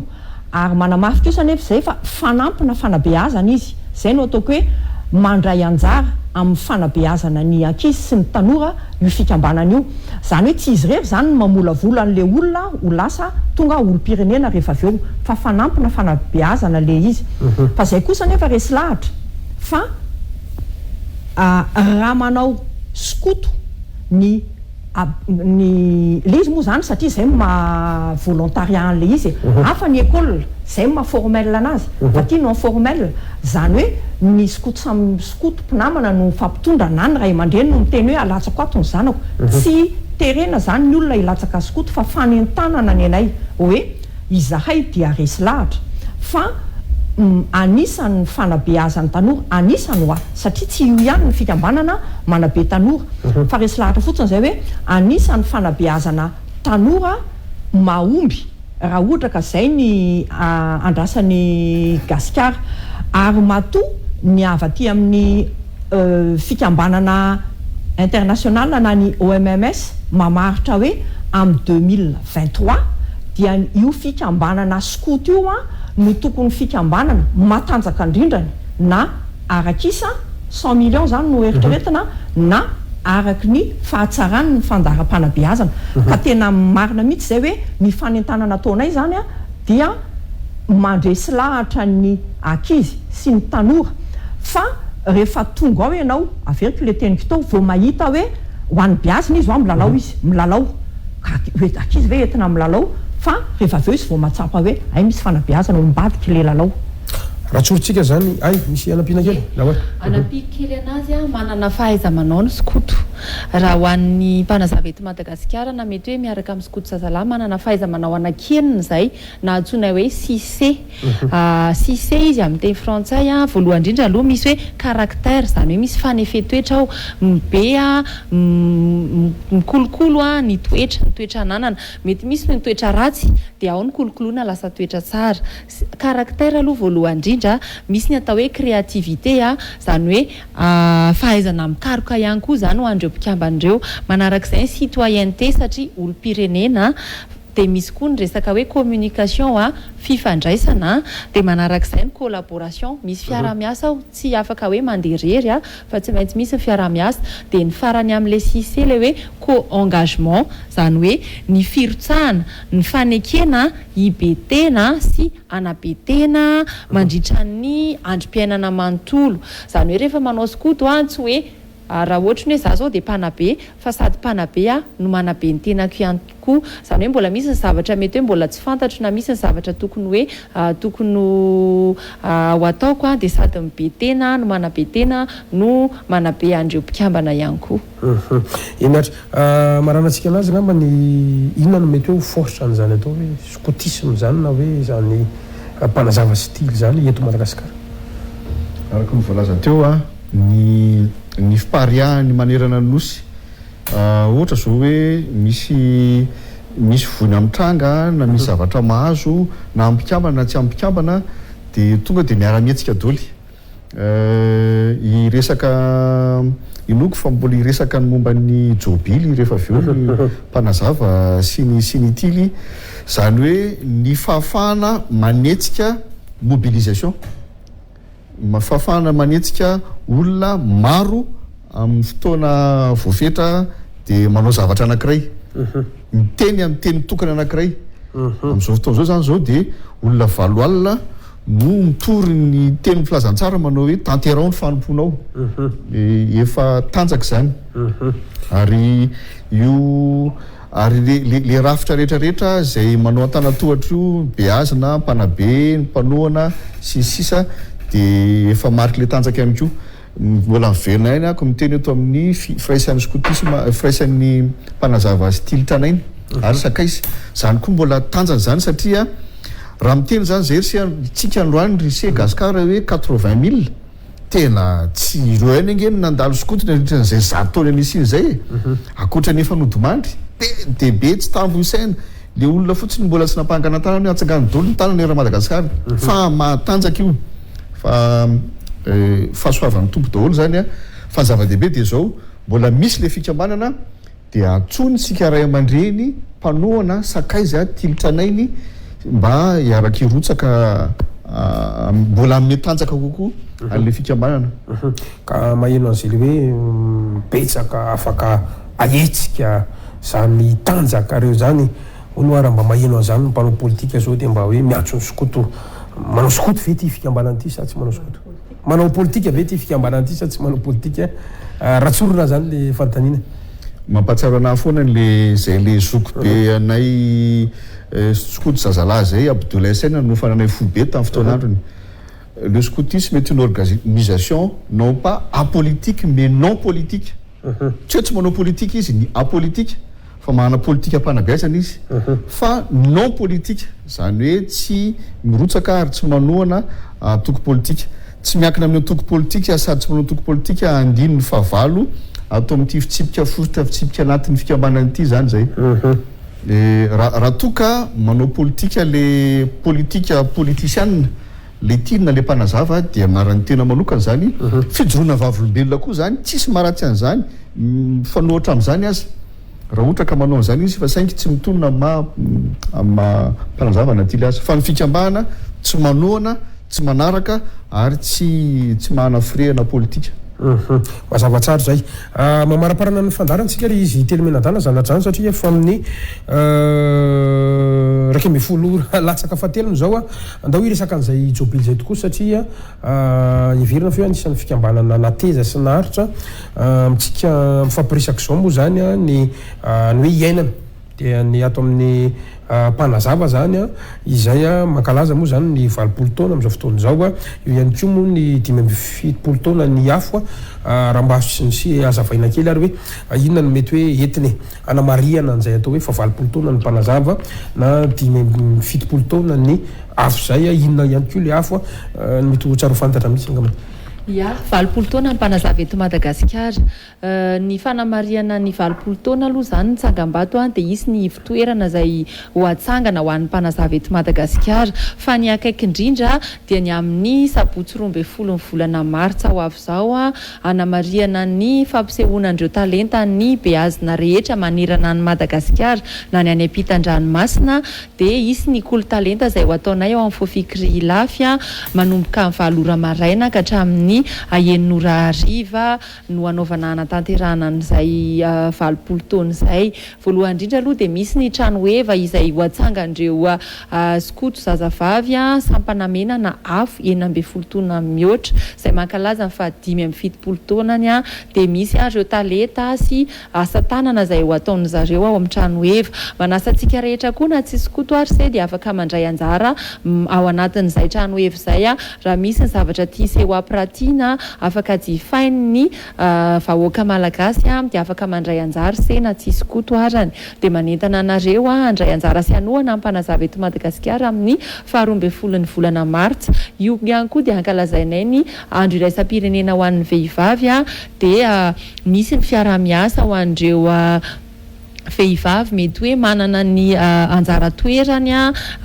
eto anivon'ny firenena dia misy ihany koa ireo vehivavy mety hoe mana-talenta ihany koa afaka mandray anjara amin'izay fotoana izay dia manasa anse ho tonga ihany koa. Misy ihany koa amin'ny fankalazana 20 taona ny atao hoe lasy isa-paritany noho ny fahamailona ara-pahasalamana moa zany dia manao lasy isa-paritany aloha ny faritany 30 ny volana jolay sy ny aogositra. Avy eo kosany dia miakatra ireo tena ao amin'ny sampana anankitelo le hoe sampana mavo na vorokely sampana maitso na mpanazava sampana mena na afo manao lasy nasionaly manamarika an'izay fa 20 taona izay. Ho an'ilay fa 5-70 taona sampana mena kosa dia isy ny atao hoe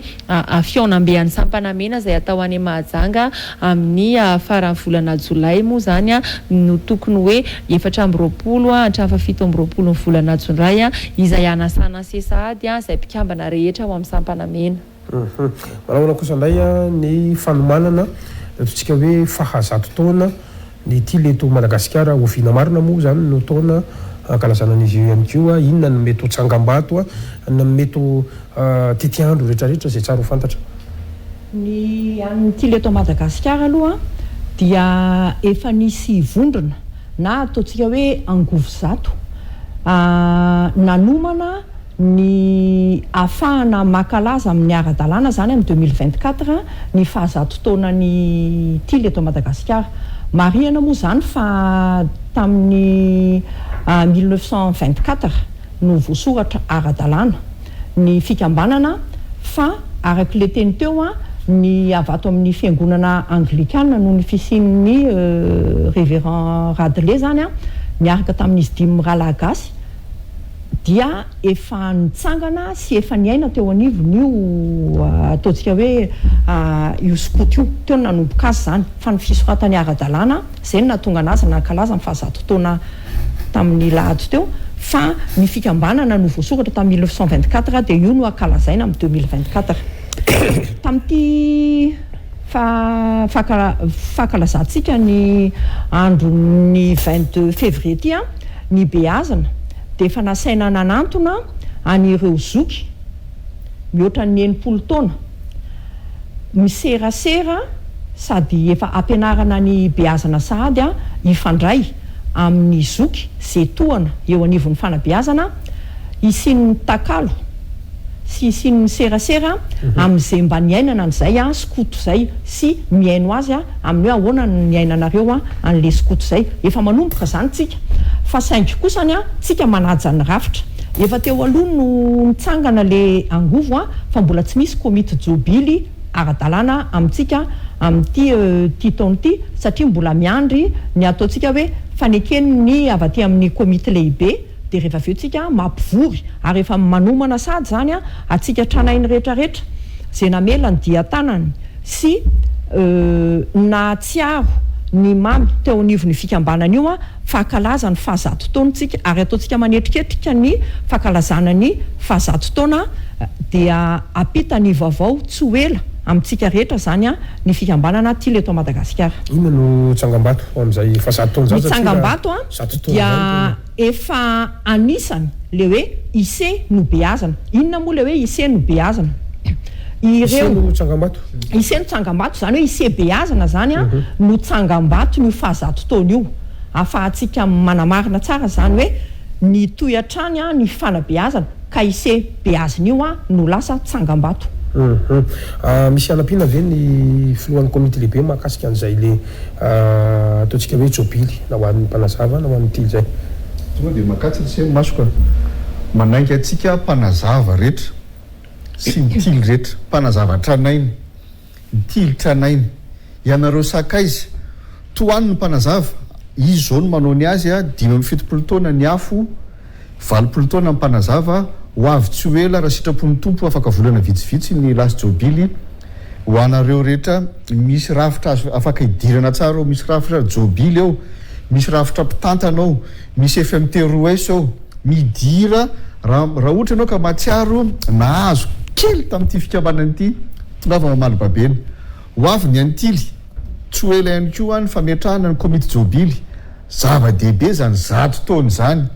dia manaingy anareo miainga manomboka ao amin'ny anareo fivondroana amin'ny parasy international fivondroana voalohany hatrany fivondroana rehetra manerana ny nosy hatrany ampitan'ny ranomasina faritany tily frantsa sy ny sisa rehetra dia tongava manoana fa zava-dehibe atsika io no metrahantsika ny mahiray atsika fa pirala daholo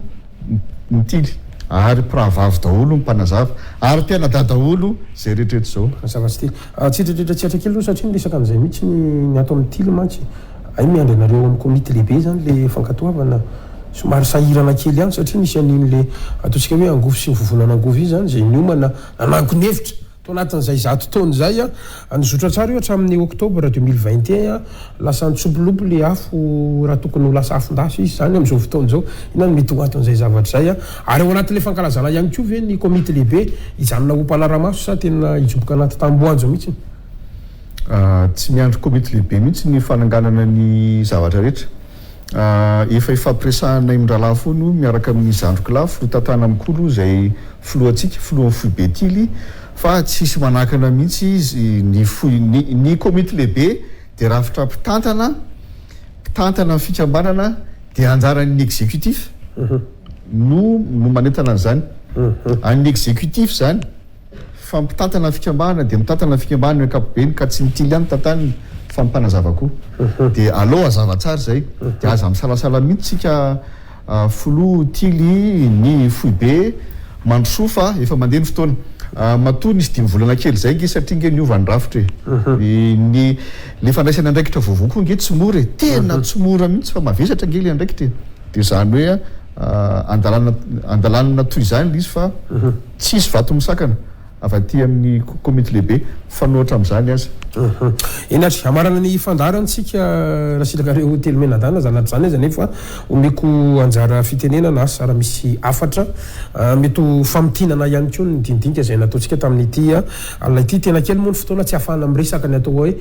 tily na ny mpanazavy eto Madagasikara tena kifony fotoana saingy veritsika fa mitsabo fantana angambana noetsika tamin'ity androany ity raha misy ary heverinareo fa afatra na ihany koa famitinana mety ny zavatra nomaninareo ihany koa tany ka hoe entina fandarana kanefa tsy nantaniko tao anatin'ny fandarana dia fotoanan'izao omeko fitenenana voalohany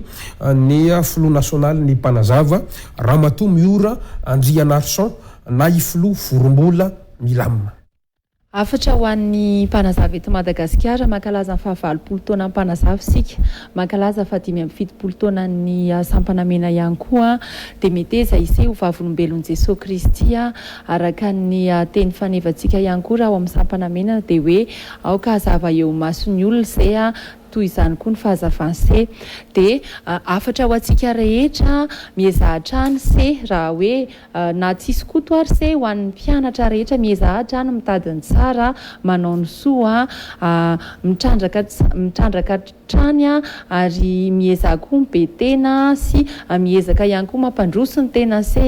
mba ho tonga ambonimbony kokoa raha mpianatra ho antsika ihany koa ho an'izay miasa ihany koa miezaka trany ny mitady izay tsara raha ohatra se amin'ny toerana anankiray dia miezaka trany se mampandroso manana foana tanjona amin'ny fiainana mba hahafahanse mitondra fiovana tsy eo amin'ny tena ihany fa eo anivon'ny fiarahamonina sy ny firenena ihany koa dia mirary soa antsika rehetra ihany koa Floa Harso Janety na Floninety izy moa no flou mpanampy ny flou Fobetily eto Madagasikara raha misy afatra farany ary ho antsika tily eto Madagasikara manana adiditsika amin'Andriamanitra manana adiditsika amin'ny tena ary manana amin'ny tenatsika ary manana adiditsika amin'ny hafa koa taterao ny fanomponao